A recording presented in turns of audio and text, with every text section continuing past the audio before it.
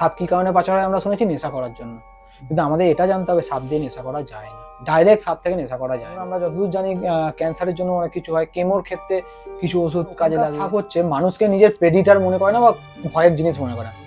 সাপ কখন তাকে কামড়ায় নিজের প্রেডিটার মানে সাপ বিষ কখন ঢালে নিজের খাদ্য মনে করে অথবা ভয় পেয়ে। তো ওখানকার সাপগুলো সেই মানুষগুলোকে ভয় পায় বেশি। ওরা প্রতিটা জীব চায় কি জানো, সেফ থাকতে, যতটা কম খেটে নিজের ঊর্জা যতটা কম নষ্ট করে খাবার পাওয়া যায়। কারণ এদের লড়াই মানে একটা জিনিস নেই, খাবার আর জায়গা আর বংশবিস্তার, এছাড়া আর কোনো লড়াই হতো না। গোখরোর আলাদা অ্যান্টিভেনাম, কেউট্রির আলাদা অ্যান্টিভেনাম, রাসেল ভাইফার আলাদা। প্রায় 70 থেকে 80% বলতে পারো, বা তুমি 90ও বলতে পারো, ঠিক আছে, এইভাবে তো কনফার্ম বলা যায় না। প্রায় হাফের বেশি মানুষ কিন্তু প্যানিকে মারা যায় সাপের বিষের জন্য। দুটো, একটা, তিনটে, চারটে যদি দাঁত বসে তাহলে বিষের দাঁতগুলো এতটাই সূক্ষ্ম যে হাতে অতটা ফোটে না। কিন্তু নির্বিষ যারা হয় তাদের দাঁতগুলো অনেক বড় হয়, কারণ তাদের শিকারকে আটকে রাখতে হয়। বলতে খারাপ লাগে না, খুব বড় চোর ছিলাম, যার যেটা দরকার সে সেটা করেছে। এর কাছে বিষ আছে, একে সাপটাকে আটকে রেখে বা পেঁচিয়ে রেখে মারবার দরকার পড়ছে না। এ কি করছে, বিষটা ঢেলে দিচ্ছে, সাপটা মরে গেল, তারপর খেয়ে নিল আস্তে আস্তে। যাদের বিষ নেই তারা কি করবে, তাদের জন্য দাঁতগুলো, তাদের অনেক দাঁত দিয়েছে, তারা কি করছে, দাঁতটাকে দিয়ে সাপটাকে কামড়ে ধরে নিচ্ছে, মানে যে কোনো পশুটাকে কামড়ে ধরে নিচ্ছে। সে তো আর বেরিয়ে যেতে পারছে না, তাকে এবার পেঁচিয়ে মেরে দিচ্ছে, মেরে দিয়ে পচিয়ে নেবে। তো খারাপ করলে খুব তাড়াতাড়ি ওঠা যায়, কিন্তু লং টাইম থাকা যায়। এতে কি হয়, আজকে 90% বললে হয়তো অনেকে হতে পারে, আজকে 90% লোক সোশ্যাল সার্ভেন্ট বা সাপ নিয়ে কাজ করতে আসে একটাই কারণে, পশু পাখি নিয়ে, শুধুমাত্র ফেম বাড়ানোর জন্য। আর বলতে কোনো কষ্ট নেই, শুধুমাত্র নাম পাওয়া। প্রকৃতির রুলস মেনে আমি চলি। প্রকৃতির রুলস হচ্ছে, যদি কোনো একটা বাঘ যদি দুপা পিছিয়ে আসে, তার মানে সে হেরে যায়নি, সে বাউন্স ব্যাক করার চেষ্টা করছে, স্বীকার করার চেষ্টা আছে। তো নমস্কার বন্ধুরা, কেকে পডকাস্টে আবার স্বাগত জানাই। থাম্বনেলে দেখেছেন এবং টাইটেলেও পড়েছেন কে আছে আমাদের সাথে, সমীরণ বাড়ি। আমরা যখনই সাপ দেখেছি, সাপকে প্রথমে মেরে ফেলেছি, কারণ আমরা ভেবেছি সাপের মানেই হচ্ছে বিষধর সাপ। কিন্তু কোন সাপে বিষ আছে, কোন সাপে বিষ নেই, সেটা আজকে আমরা জানবো এই পডকাস্টে। একটু আপনাদের হিন্ট দিই। আপনারা কি জানেন পৃথিবীর সবথেকে বিষধর সাপ জলে পাওয়া যায়, সে নাকি স্থলে আসলে মারা যাবে। বেহুলা লক্ষিন্দর, আশা করি মনে আছে। লক্ষিন্দরকে যে সাপ কামড়েছিল সেই সাপ নাকি বিষধরই না। লাস্ট হিন্টটা দিই, সাপের বিষে নাকি ক্যান্সার ঠিক করা যায়। এইসব বিষয় আমরা আলোচনা করব সমীরণদার সাথে এবং এই পডকাস্টে। সো লাস্ট পর্যন্ত জুড়ে থাকুন এবং দেখতে থাকুন কেকে পডকাস্টে এই পডকাস্টটা। আর তার কাছে ডাইরেক্ট চলে যাব।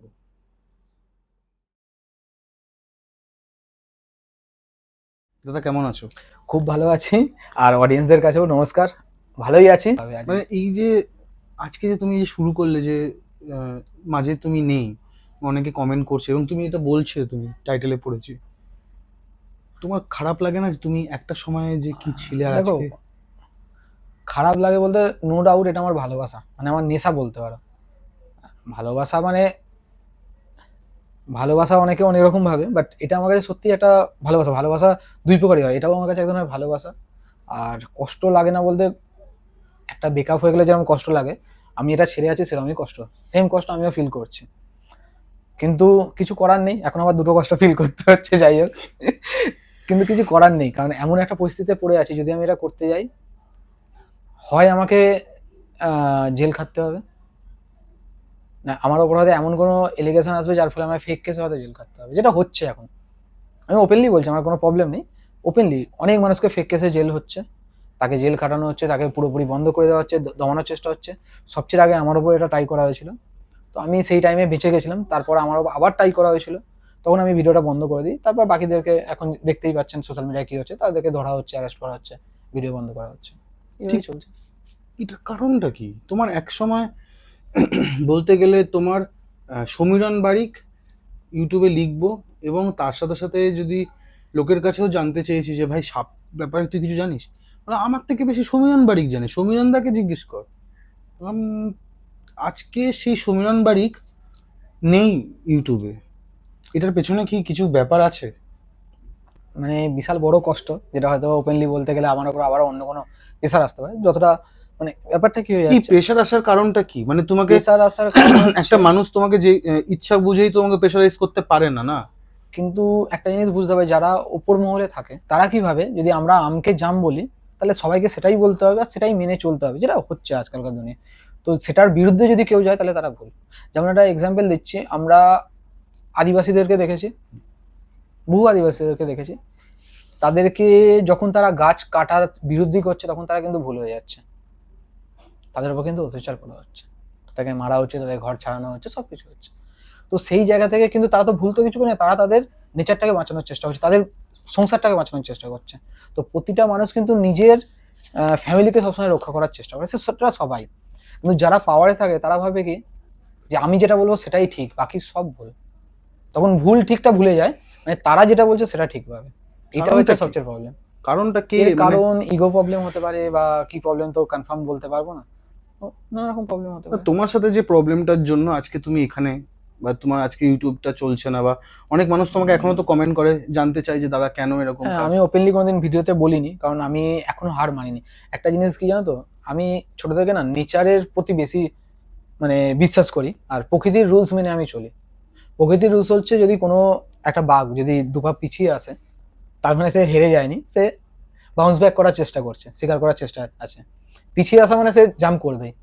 তো আমিও পিছিয়ে আছি, মানে এটা নয় যে আমি হেরে গেছি, জাম্প করবো, বাট চেষ্টাটাই রয়েছে যদি সৎ পথে মানে ভালোভাবে যদি জাম্প করা যায়, যে তাদেরকে বুঝিয়ে সুঝিয়ে যদি জাম্প করা যায়, পারমিশন করে যদি জাম্প করা যায়, বেটার হবে। যদি সেটা না হয়, নেক্সট তো অন্যরকম ভাবে আছে, আমি সেই সুযোগটা এই বাঘ, এই যে বাঘের কথা তুমি নিজেকে নিজের মধ্যে রাখতে চাইছো, আমি বাঘ নই, আমি না সেই আমি উদ্দেশ্যটা একটা বলছি, বললাম। তুমি এখন বাঘের বাচ্চাই রয়েছো, তুমি এখন বাঘ বাঘ নই, আমি এটাই বললাম। আমি মানুষই আছি। কিন্তু যখন এই বাঘ ভেতরে জন্মাচ্ছে, কত বছর বয়স থেকে এই বাঘটা জন্মেছে তোমার ভেতরে? সত্যি কথা বলতে খুব ছোট থেকেই স্ট্রাগল করেই বড় হয়েছি, মানে ছোট থেকেই একটা বাঘই বলতে পারো। আমি যখন 1 বছর 3 মাস, তখন মা মারা যায়, মানে একা বড়, পুরোপুরি একা। মানে দিদা ছিল, দিদা লোকের বাড়ি কাজ করতো, তো সেই টাইমটা তার সাথে পেতাম না, মানে মানুষের বাড়িতে বাসন মাজা এসব কাজ করতাম। বাবা? বাবাকে সেই টাইমে বাড়ির লোক ভুল বোঝা কারণে বাবাকে আমার মানে দিদার আমাকে আমার সাথে দেখা করতে দিত না। পরে বড় হই, আমি সব জিনিস বুঝতে পারি, আমি তার সাথে গেছি, তো সেটা পরের কথা। কিন্তু আগে সেই হিসাবে দেখা করতে না, একাই বড় হয়েছে। বাবার সাথে এখন আলাপ আছে? হ্যাঁ, আলাপ কথা। আমার যে ছোট মা আছে, আমার একটা ভাই আছে, আমার আমার টোটাল ফ্যামিলির সাথে আমার খুব ভালো একটা রিলেশন। আমার টোটাল মেদিনীপুর জুড়ে আমার ফ্যামিলি আছে, আমি নিজেও যাই, মানে সেই দিদার বাড়িতে যাই, সেই ফ্যামিলির সাথে আমার মানে সম্পর্ক কোনোটাতেই কোনো প্রবলেম নেই, সব ওকে। এবং এমনকি তারা আমাকে অনেক বেশি সম্মানও করে, মানে অনেক বেশি ভালোবাসে। আমি যদি কোনো একটা কথা বলি সেটা তারা রেসপন্স করে? রেসপন্স করে, যে এটা নয় যে রেসপন্স করবো না, যে এ তো আমার মেয়ের ছেলে নয়, অন্য কারোর, সেরকম নয়, সেরকম খুব নয়, ভালো সম্মান। লাগে এই জিনিসটা। সত্যি বলছি ভালো লাগে, কিন্তু একটা ব্যাপার কি হয়, একটা বাচ্চা যখন ছোট থেকে সেই জায়গাটা পায়নি না, তখন সে জায়গাটা খোঁজার আগেও ভাবে যে যদি করতে যদি প্রবলেম হয়, তাই জন্য সে একটু পিছিয়ে আসে, যেটা আমি বেশিরভাগ ক্ষেত্রে করে থাকি। তারপর দাদা তোমার সাথে যখন দিদার বাড়িতে ছিলে, দিদার বাড়িতে থাকতাম, তো নিজেকে খুব স্ট্রাগল করতে হচ্ছে বহু জায়গা থেকে। ছোট থেকেই আমি ছোট থেকে একটা জিনিস শিখেছি আজ বড় অবধি, এই আজকে আমার প্রায় 28-এর কাছাকাছি, মানে 27+ বা 28 বলতে পারো। এই টাইমে অবধি আমি দেখলাম আমি যাদেরকেই ভালোবেসেছি, সেটা বন্ধু হোক, গার্লফ্রেন্ড হোক, অথবা রিলেটিভ হোক, বা যেই হোক, যাদেরকে ভালোবেসেছি এবং দেখিয়েছি তাদেরকে হ্যাঁ তোকে ভালোবাসে, বা সেই প্রমাণটা যখন তাদের কাছে তুলে ধরেছে, ভালোবাসার জন্য কেয়ার করেছি, তখনই সে হয় ছেড়ে চলে গেছে, তাই সেটা উপরে চলে যাক, মানে সে তা এই দুনিয়ায় না থাকুক, বা অন্য কোনো রকম ভাবে পোর্ট্রেট করে চলে যাওয়া হোক, বা যেরকম হোক, মানে বেশি দিন তারা টেকে নিয়ে আমার কাছে, কেন আমি জানি না, কি সত্যতা আছে আমি জানি না, ছেড়ে চলে গেছে, সে যে করে হোক। এবং তুমি সাপ ছাড়াও, এটা জানে কিনা আমি অডিয়েন্সে জানে কিনা, তুমি ট্রেকিং করো, একদম। এবং খুব কম বয়সে তুমি জঙ্গলে থাকার চেষ্টা করতে। দেখো, এটা ওই বললাম না যে যাদেরকে ভালোবাসি তারা ছেড়ে চলে যায়, তো এটা একটা ঘটনা হয়েছিল, তখন বয়সটা আমার খুবই কম। দেখো, প্রথম পাহাড়ে যাওয়াটা যদি ওইটা নয়, প্রথম পাহাড়ে যাওয়া হয়েছিল কি, আমার খুব খুব ভালো লাগতো, যে পাড়ায় সবাই পাহাড়ে ঘুরতে যায়, মানে সেই পিকনিক করতে যাওয়া হয় না, তো সেরকম ঘুরতে যায়, খুব ভালো লাগতো যে যাবো যাবো যাবো। তো আমি চেষ্টা করতাম, টাকা নেই, যাবো কিভাবে, তো বাকিদের সাথে কথা বলতাম যে আমাকে নিয়ে যাবে, বন্ধুদের সাথে, আমি যাবো, চ না, যা কাজ বলি করে দেবো, এরকম করে করে প্রথমে 1-2 বার যাওয়া আমার, তখন আমার মনে হয় 13 বছর বা এরকম কিছু একটা বয়স, 13 কি 12, ঠিক আমি 12 নয়, 13 থেকে 14 হবে আমার মনে আছে। তো তারপর ছোটবেলায় যেরকম হয় একটু ওই সেই ভালো লাগা, সেগুলো তো ভালোবাসা নয়, ভালো লাগা হয়েছিল, আস্তে আস্তে সেটা ভালোবাসাও হয়, 4 বছর পর, 4 বছর ধরে থাকার পর হঠাৎ সেই মানুষটা যখন ছেড়ে চলে যায়, তখন থেকে টুকটাক একটা দুটো ওই সাপ নিয়ে কাজ করতাম। ছোট থেকে একটা সাপ নিয়ে কাজ ধরতাম না, মানে রেস্কিউ করতাম না, ঘরে ঢুকে গেল বা কথা বলে একটু আধটু বাঁচিয়ে দিতাম, আমি প্রপার এইভাবে রেস্কিউ করতাম না। তো সে হঠাৎ ছেড়ে চলে গেল, ইস্যু কি দেখালো যে টাকা, যে তোমার একটা বাইক কেনার ক্ষমতা নেই তো আমাকে কি করে রাখবে। তো সেই ইস্যু দেখালো যে আমার বাড়ির লোক প্রথমে বলছিল মেনে নিচ্ছে না, তারপর ইস্যুটা ওটা দেখালো, দিয়ে ছেড়ে চলে গেল। তখন খুব কষ্ট লেগেছিল বাকিদের মতো, ছোট বয়স, তখন বয়স হবে কত, ওই 18 হবে হয়তো, 18 কি 18+ বা হয়তো 19 হতে পারে, আমি কনফার্ম বলতে পারছি না, অতটা বয়স মনে নেই। তখন কি মনে হলো যে ছেড়ে চলে গেছে, কষ্ট যেমন হয় একটা জোয়ান ছেলে চলে গেলে, যেটা সবাই জানে যে কষ্ট কি হয়, তো সুসাইড করব, মরে যাব। কিন্তু আবার মনে বললো, কারণ আমার মা সুসাইড করেই মারা গেছিল, তো সবাই বলতো না এই সুসাইড করে মারা যাওয়াটা খারাপ, মানে কি বলবো ভগবানের কাছে খারাপ, বা এরকম নানা রকম পেত হয়ে ঘোরে, এই হয়ে ঘোরে, যেগুলো শুনতাম। তো সেই জন্য মনে হলো তাহলে সুসাইড করে তো লোক এরকম বলবে, তো যদি অ্যাক্সিডেন্ট হয়ে মারা যায় তো কেউ কিছু বলবে না। তো তখন আমি সাপ ধরতে পারতাম, টুকটাক ধরতাম। তো কি মন গেল, আর আমার এই সাপের জগতে আসা কিন্তু এই মরার জন্যই, সত্যি কথা বলছি, আজকে বহু লোক বহু কারণে এসছে, কিন্তু আমার সাপের জগতে প্রথম আসা মরার জন্যই বলতে হবে। মানে এমনি রেস্কিউ করতাম যেটা আলাদা ব্যাপার, প্রথম দিকে একটু টুকটাক রেস্কিউ করতাম, বুঝতামই না রেস্কিউ কাকে বলে। ওটা হচ্ছে বাকি 8-10টা মানুষের মতো শুধুমাত্র এনজয়মেন্টের জন্য করতাম। বন্ধু বান্ধব রয়েছে, ভাই বাড়িতে সাপ ঢুকে আছে, চল ধরতে যাবো, সব বন্ধুরা মিলে ধরতে চলে গেলাম। কারোর বাড়িতে পাড়ার মধ্যে কোথাও জালে আটকে আছে, ওই চল সাপ পড়েছে রে, চল ছাড়তে যাবো। এতে কি হয়, আজকে 90% বললে হয়তো অনেকে হতে পারে, আজকে 90% লোক সোশ্যাল সার্ভেন্ট বা সাপ নিয়ে কাজ করতে আসে একটাই কারণে, পশু পাখি নিয়ে, শুধুমাত্র ফেম বাড়ানোর জন্য। আর বলতে কোনো কষ্ট নেই, শুধুমাত্র নাম পাওয়ার জন্য, যে আমি যদি সাপ ধরি আমাকে লোক খুব তাড়াতাড়ি চিনবে, ইজি, পাড়ার লোক চিনবে, বাইরের লোক চিনবে, লোকগুলো খুব সাহস। কিছু পাড়ার বাচ্চা যেসব ছেলেগুলো করে এখন, আমাকে তো অনেকেই ফোন করে, আমি বহু বাচ্চাদেরকে এটাও বলি যে তোমরা যেটা করছো এটা ভুল করছো, লাইফে আলটিমেটলি কোনো মানে লাভ হবে না। তো ওই ব্যাপারেই কি, তুমি যে কথাটা এক্ষুনি বললে যে অনেকে ফেম পাওয়ার জন্য এবং নিজে একটু নাম হওয়ার জন্য হওয়ার জন্য। সাপকে ধরছে বা সাপকে ধরে একটা ভিডিও এটা বানানো আমার হচ্ছে। চাক্ষুষ প্রমাণ, মানে আমি নিজের এই লাইফে বহু কিছু দেখেছি, এরকম প্রমাণ আমার কাছে। তার মধ্যে একটা পার্ট কি এটা বলতে পারছো তুমি, যে আজকে যারা যারা করছে, যারা যারা আছে সোশ্যাল মিডিয়াতে, সবাইকে আমি বলবো না, বহু মানুষ ভালোবেসেও করছে, আমি সবাইকে একবারও বলবো না, হ্যাঁ, কারণ আমি তাদেরকে পার্সোনালি চিনি না, তাদের উপর আমি কোনো রকম এলিগেশন আমি দিতে পারি না, কিন্তু বেশিরভাগ ক্ষেত্রে কিন্তু এটাই হয়। আর যেটা আমার মনে হয়, আমি নিজেও আমার ভিডিও থেকে একটু সরে আসার কারণ এটাই, আমি হয়তো করতেও পারতাম এখন হয়তো করতেও পারতাম। আমার প্রবলেম হচ্ছে ফরেস্ট থেকে, আমি জানি এর আগেও হয়েছে, তখনও আমাকে অ্যারেস্টেরই হুমকি দেওয়া হয়েছিল, আজ থেকে প্রায় 3 বছর আগে, তখন আমার অ্যারেস্ট করারই হুমকি দেওয়া হয়েছিল। কিন্তু আজও তার থেকে একটু বেশি হয়তো প্রেশার পড়ছে ঠিকই, কিন্তু চাইলে আমি করতে পারতাম, কিন্তু আমি পুরোপুরি বন্ধ করে দেওয়ার কারণ একটাই, নিজের থেকে নিজেকে খারাপ লাগছে মনে এখন। কারণ আমার মনে হচ্ছে হয়তো বাংলায় কোনো কারণে আমার দোষেই হয়তো আরো বেশি এরকম হচ্ছে, সাপগুলোকে নিয়ে ছেলে খেলা হচ্ছে বা অ্যানিমেলস গুলোকে নিয়ে ছেলে খেলা হচ্ছে, এটা আমার নিজের কাছে খারাপ লাগছে। আর একটা জিনিস দাদা, এই যে তোমার মধ্যে যে এই সরলতাটা, যে তুমি যে ওপেনলি সব জিনিসের মধ্যে জিনিসটাকে রাখতে এটা আমি চাই, সবসময় মানি, কারণ সবাই ঠিক হয় না, কেউ 100% ঠিক তুমি নয়। তো দেখে বুঝতে পারো সেই মানুষটা কি করছে, এইভাবে বোঝার চাপ, হ্যাঁ রেস্কিউ দেখে বোঝা যায়, রেস্কিউ দেখে বোঝা যায় তো। চাইছে। হ্যাঁ, এবার যখন এই জিনিসটা যখন আমরা দেখতে পাচ্ছি, তখন তো আমরা বুঝতে পারছি না, সবাই তো বুঝতে পারে না, ব্যাপারটা এইটা হয়ে গেছে। আমি একটাই কথা যে দেখো, প্রতিটার ভালো আছে খারাপও আছে, সোশ্যাল মিডিয়া যতটা ভালো ততটাই খারাপ, কিভাবে তুমি ইউজ করছো সেটা ম্যাটার করে। যে কোনো কাজ যতটা ভালো ততটাই খারাপ, তার যেমন মানে খারাপ দিকটাও আছে, তার ভালো দিকটাও আছে, কিন্তু লোক খারাপ দিকটা বেশি তাড়াতাড়ি নেয়, কারণ খারাপ দিকটা খুব তাড়াতাড়ি লোক পছন্দ করে না, মানে লোক দেখে, পছন্দের ব্যাপারটা না, লোক দেখে তাড়াতাড়ি। আজকে তোমরাই বলো না, সোশ্যাল মিডিয়া আছে, ভালো কন্টেন্ট কতজন দেখে আর খারাপ কন্টেন্ট কতজন দেখে, কোন কন্টেন্টটা তাড়াতাড়ি ভাইরাল হয়? আমার নিজের পডকাস্টে তুমি বিশ্বাস করবে কিনা, ভৌতিক পডকাস্ট খুব চলে, এবং ভৌতিক পডকাস্ট এবং সব জায়গায় তন্ত্র মন্ত্র কর্ণ পিশাচিনী এগুলো লিখলেই মানুষ কিন্তু বিশাল দেখে। আমি একটা ঘটনা বলি, সোশ্যাল মিডিয়াতে মানে মানুষ যেটা থেকে ভয় ভক্তি, এই দুটোকেই মানুষ বেশি পছন্দ করে। আর 3 নম্বর হচ্ছে নোংরাপনা। ঠিক আছে, এই তিনটে জিনিসকেই মানুষ পছন্দ করে। ভয় মানে যে কোনো কিছু থেকে ভয় হতে পারে। লোক সাপকে বিশাল ভয় পায়, চলবে। লোক ভূতকে বিশাল ভয় পায়, লোক দেখবে। ভক্তি মানে ভগবান বা নর্মালি যে কোনো একটা আলাদা আলাদা লোকের আলাদা আলাদা মান্যতা আছে, তো সেই ভগবানকে লোক ভক্তি করে।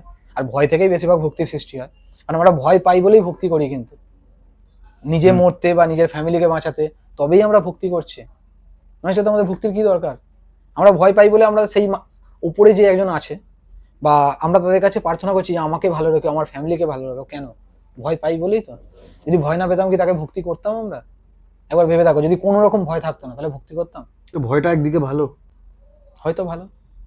ভয় আছে বলে এখনো অনেক, আমাদের জগতে বলছে, আমাদের রেস্কিউবার জগতে বহু রেস্কিউবার এখনো অনেক রকম বেঁচে বেঁচে কাজ করছে, নাহলে আরো রিস্ক করতো। ভয়টা আছে বলে। প্রতিটা জিনিসই ভালো, প্রতিটা জিনিসই ভালো, কিন্তু তুমি কিভাবে নিচ্ছ সেটা ভালো। আর দাদা তুমি একটা কথা বললে যে ফরেস্ট ডিপার্টমেন্টের লোকেরা যে কাজ তোমাকে মাঝে মাঝে হুমকি দিয়েছে, ভয় দেখিয়েছে, তারা কি পারছে না বলে হুমকি দিচ্ছে বা এরকম কাজ, নাকি হয়তো তোমার কাজটা আরো ভালো হচ্ছে বলে? হয়তো তাদেরও দোষ নেই। মানে আমি অনেকের সাথে, অনেক বড় বড় অফিসারদের সাথে বসে কথা বলেছি, তাদের ব্যাপারটা হয়ে যাচ্ছে তারা একটা সাইড দেখছে, তারা সেকেন্ড সাইডটা দেখছে না। তারা একটা সাইড কি দেখছে, যে তোমার ভিডিওর দরুন, তুমি ভিডিও করার দরুন বা তোমরা ভিডিও করার দরুন, তোমরা, আমি আমার একে ধরবো না, তোমরা ভিডিও করার দরুন মানুষের কাছে ভুল বার্তা যাচ্ছে। আরো নতুন নতুন ছেলেপুলেরা উঠে আসছে, এসে এমন কিছু কাজ করছে তোমাকে টপকানোর জন্য বা তোমাদেরকে টপকানোর জন্য, চেষ্টা করছে যে কিভাবে টপকাবো, ও কোনটাতে বেশি লোক দেখছে তাহলে সেই জিনিসটা আমরা করবো। এখানে আলটিমেটলি দোষ হচ্ছে মানুষের। মানুষ খারাপ জিনিসটা বেশি পছন্দ করে। তো আমি যেটা রাখে বেশি। হ্যাঁ, আমি যেটা করছি তার থেকে বেশি রিস্ক করতে হবে, তবেই তাকে লোক বেশি দেখবে।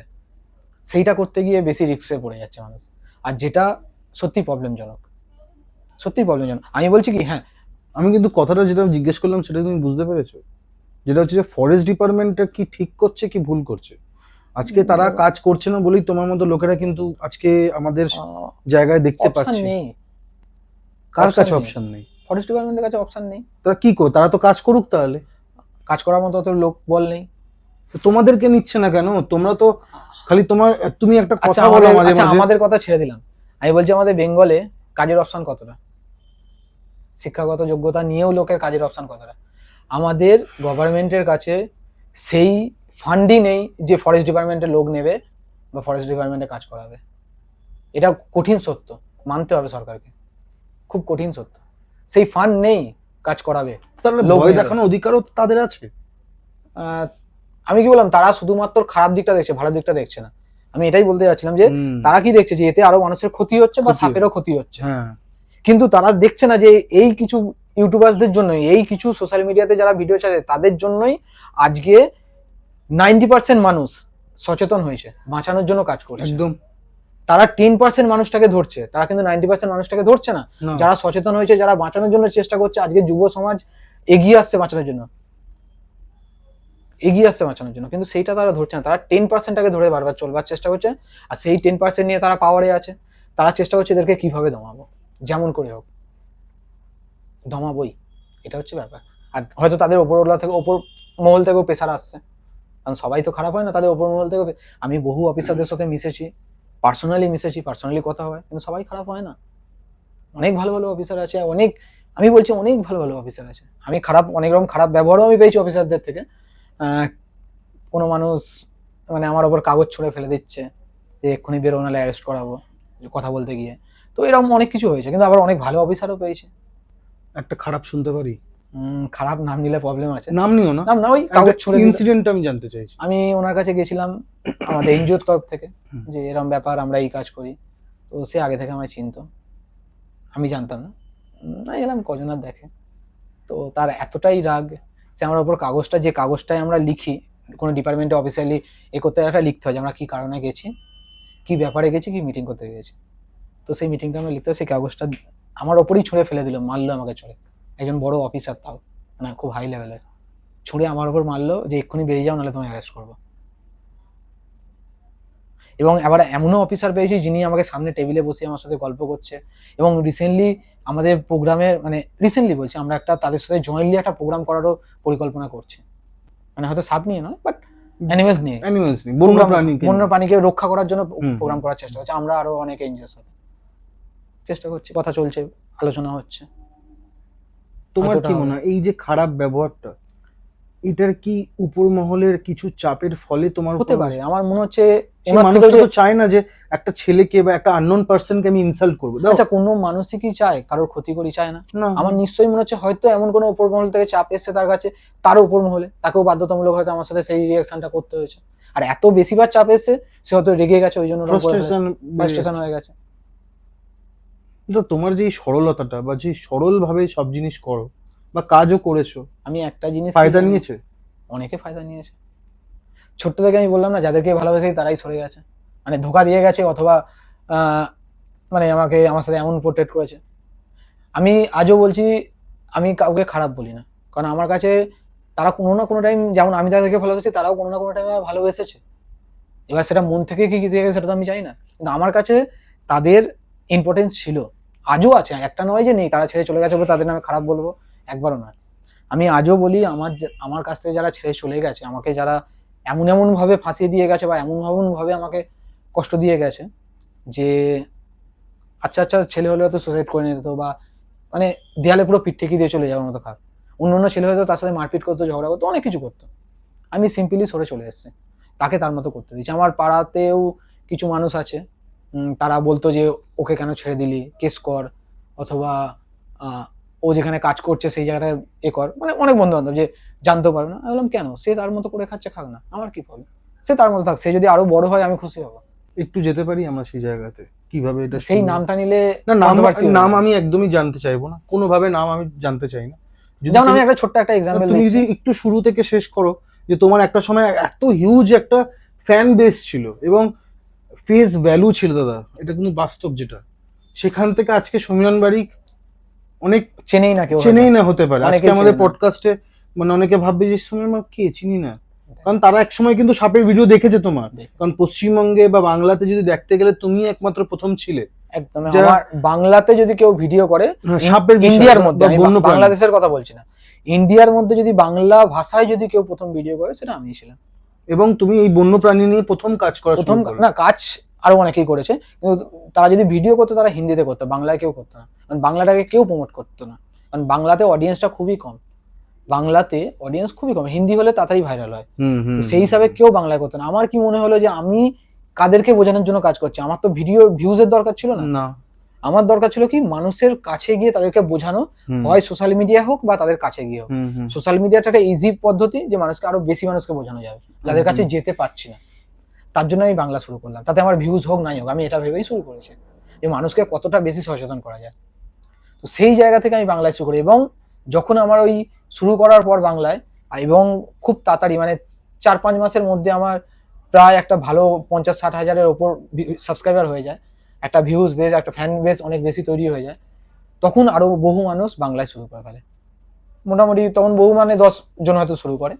তারপর যখন আমার 1 লাখ হয়, তখন একদিনে মোটামুটি 200-র ওপর চ্যানেল ওপেন হয় একদিনে বাংলায়। কারণ আমার 1 লাখ হতে টাইম নিয়েছিল খুব বেশি হলে হয়তো 6 মাস, খুব বেশি হলে 6 থেকে 7 মাস 1 লাখ হতে। মানে 200 থেকে 250 চ্যানেল বাংলায় ওপেন হয়ে যায়, এবং সেই চ্যানেলগুলো রান করতে আরম্ভ করে। কেউ আজ আছে, কেউ নেই, কেউ চলে গেছে, কেউ করছে টুকটাক করে, কিন্তু চলছে। মনে হয় না মাঝে মাঝে কিছু জায়গায় আমি খুব ভালো সাকসেস পেলাম, কিছু জায়গায় কিছু মানুষ কি আছে যারা তোমার এই পেছনে দায়ী? দায়ী বলতে আমি একটা জিনিস বলি, যে আমি এই যে সাকসেসটা আমার, যে এতজন সাবস্ক্রাইব মানে ভিডিও করছে, এর মধ্যে কিন্তু আমি প্রথমে একটা বললাম 90% বলা ভুল, 60% লোক ফেম পাওয়ার জন্য করছে, 40% কিন্তু ভালোবেসে কাজটা করছে। তারা ভাবলো যে হ্যাঁ, যদি ও সোশ্যাল মিডিয়ায় এসে একটা সোর্স অফ ইনকাম করে মানুষের হেল্প করতে পারে, তাহলে আমরা, কারণ আমরা যারা রেস্কিউয়ার, আমরা কোনো লোক ভাবে কি আমরা সরকারি কর্মচারী, আমরা কিন্তু কোনো সরকারি কর্মচারী নই, আমরা নিজেদের পকেট থেকে খরচা করে আমরা এই কাজগুলো করি।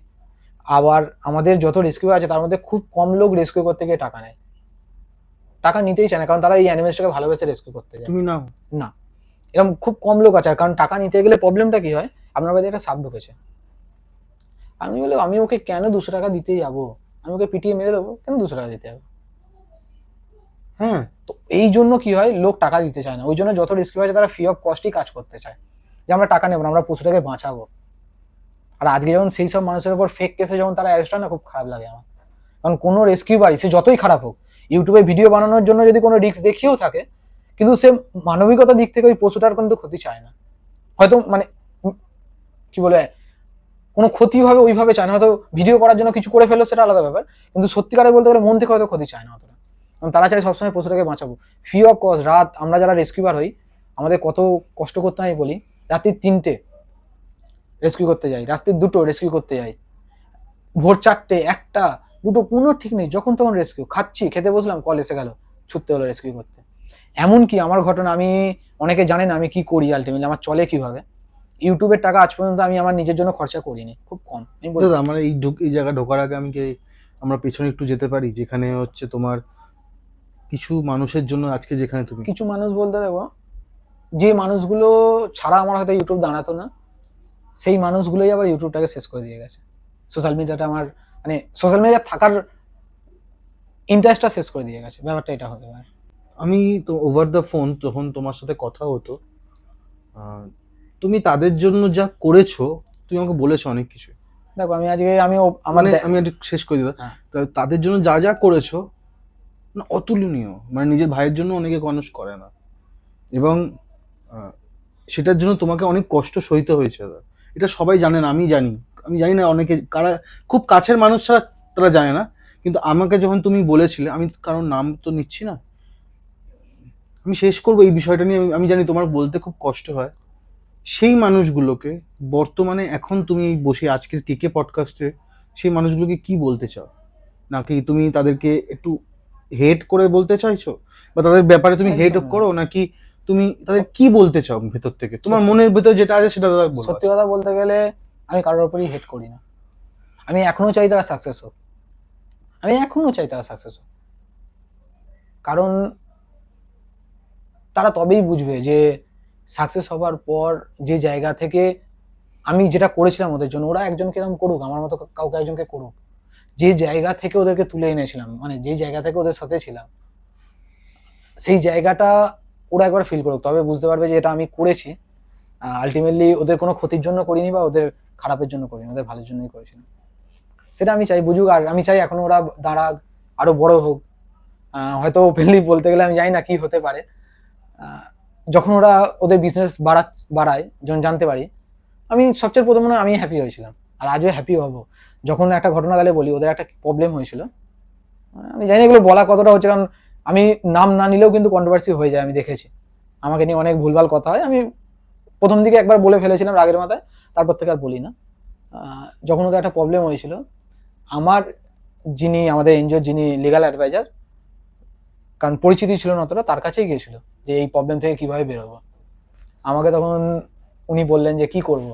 আমি বলছি কেন কি করবেন, হেল্প করবে, নাহলে ও আর কোথায় যাবে, কেউ জানে না কিন্তু ও আর কোথায় যাবে, হেল্প করবে, কারণ ও চেনে না কাউকে, আর তুমি বেটার লোক হেল্প করার জন্য, তুমি হেল্প করবে, অবশ্যই হেল্প করবে, কেন করবে না। তোর সাথে আমার সাথে যাই করুক না, আমার সাথে করেছে বলে আমি যদি ওরকম করি, তাহলে ওর মধ্যে আর আমার মধ্যে পার্থক্যটা কি রইল। আমি একটা জিনিস জানি,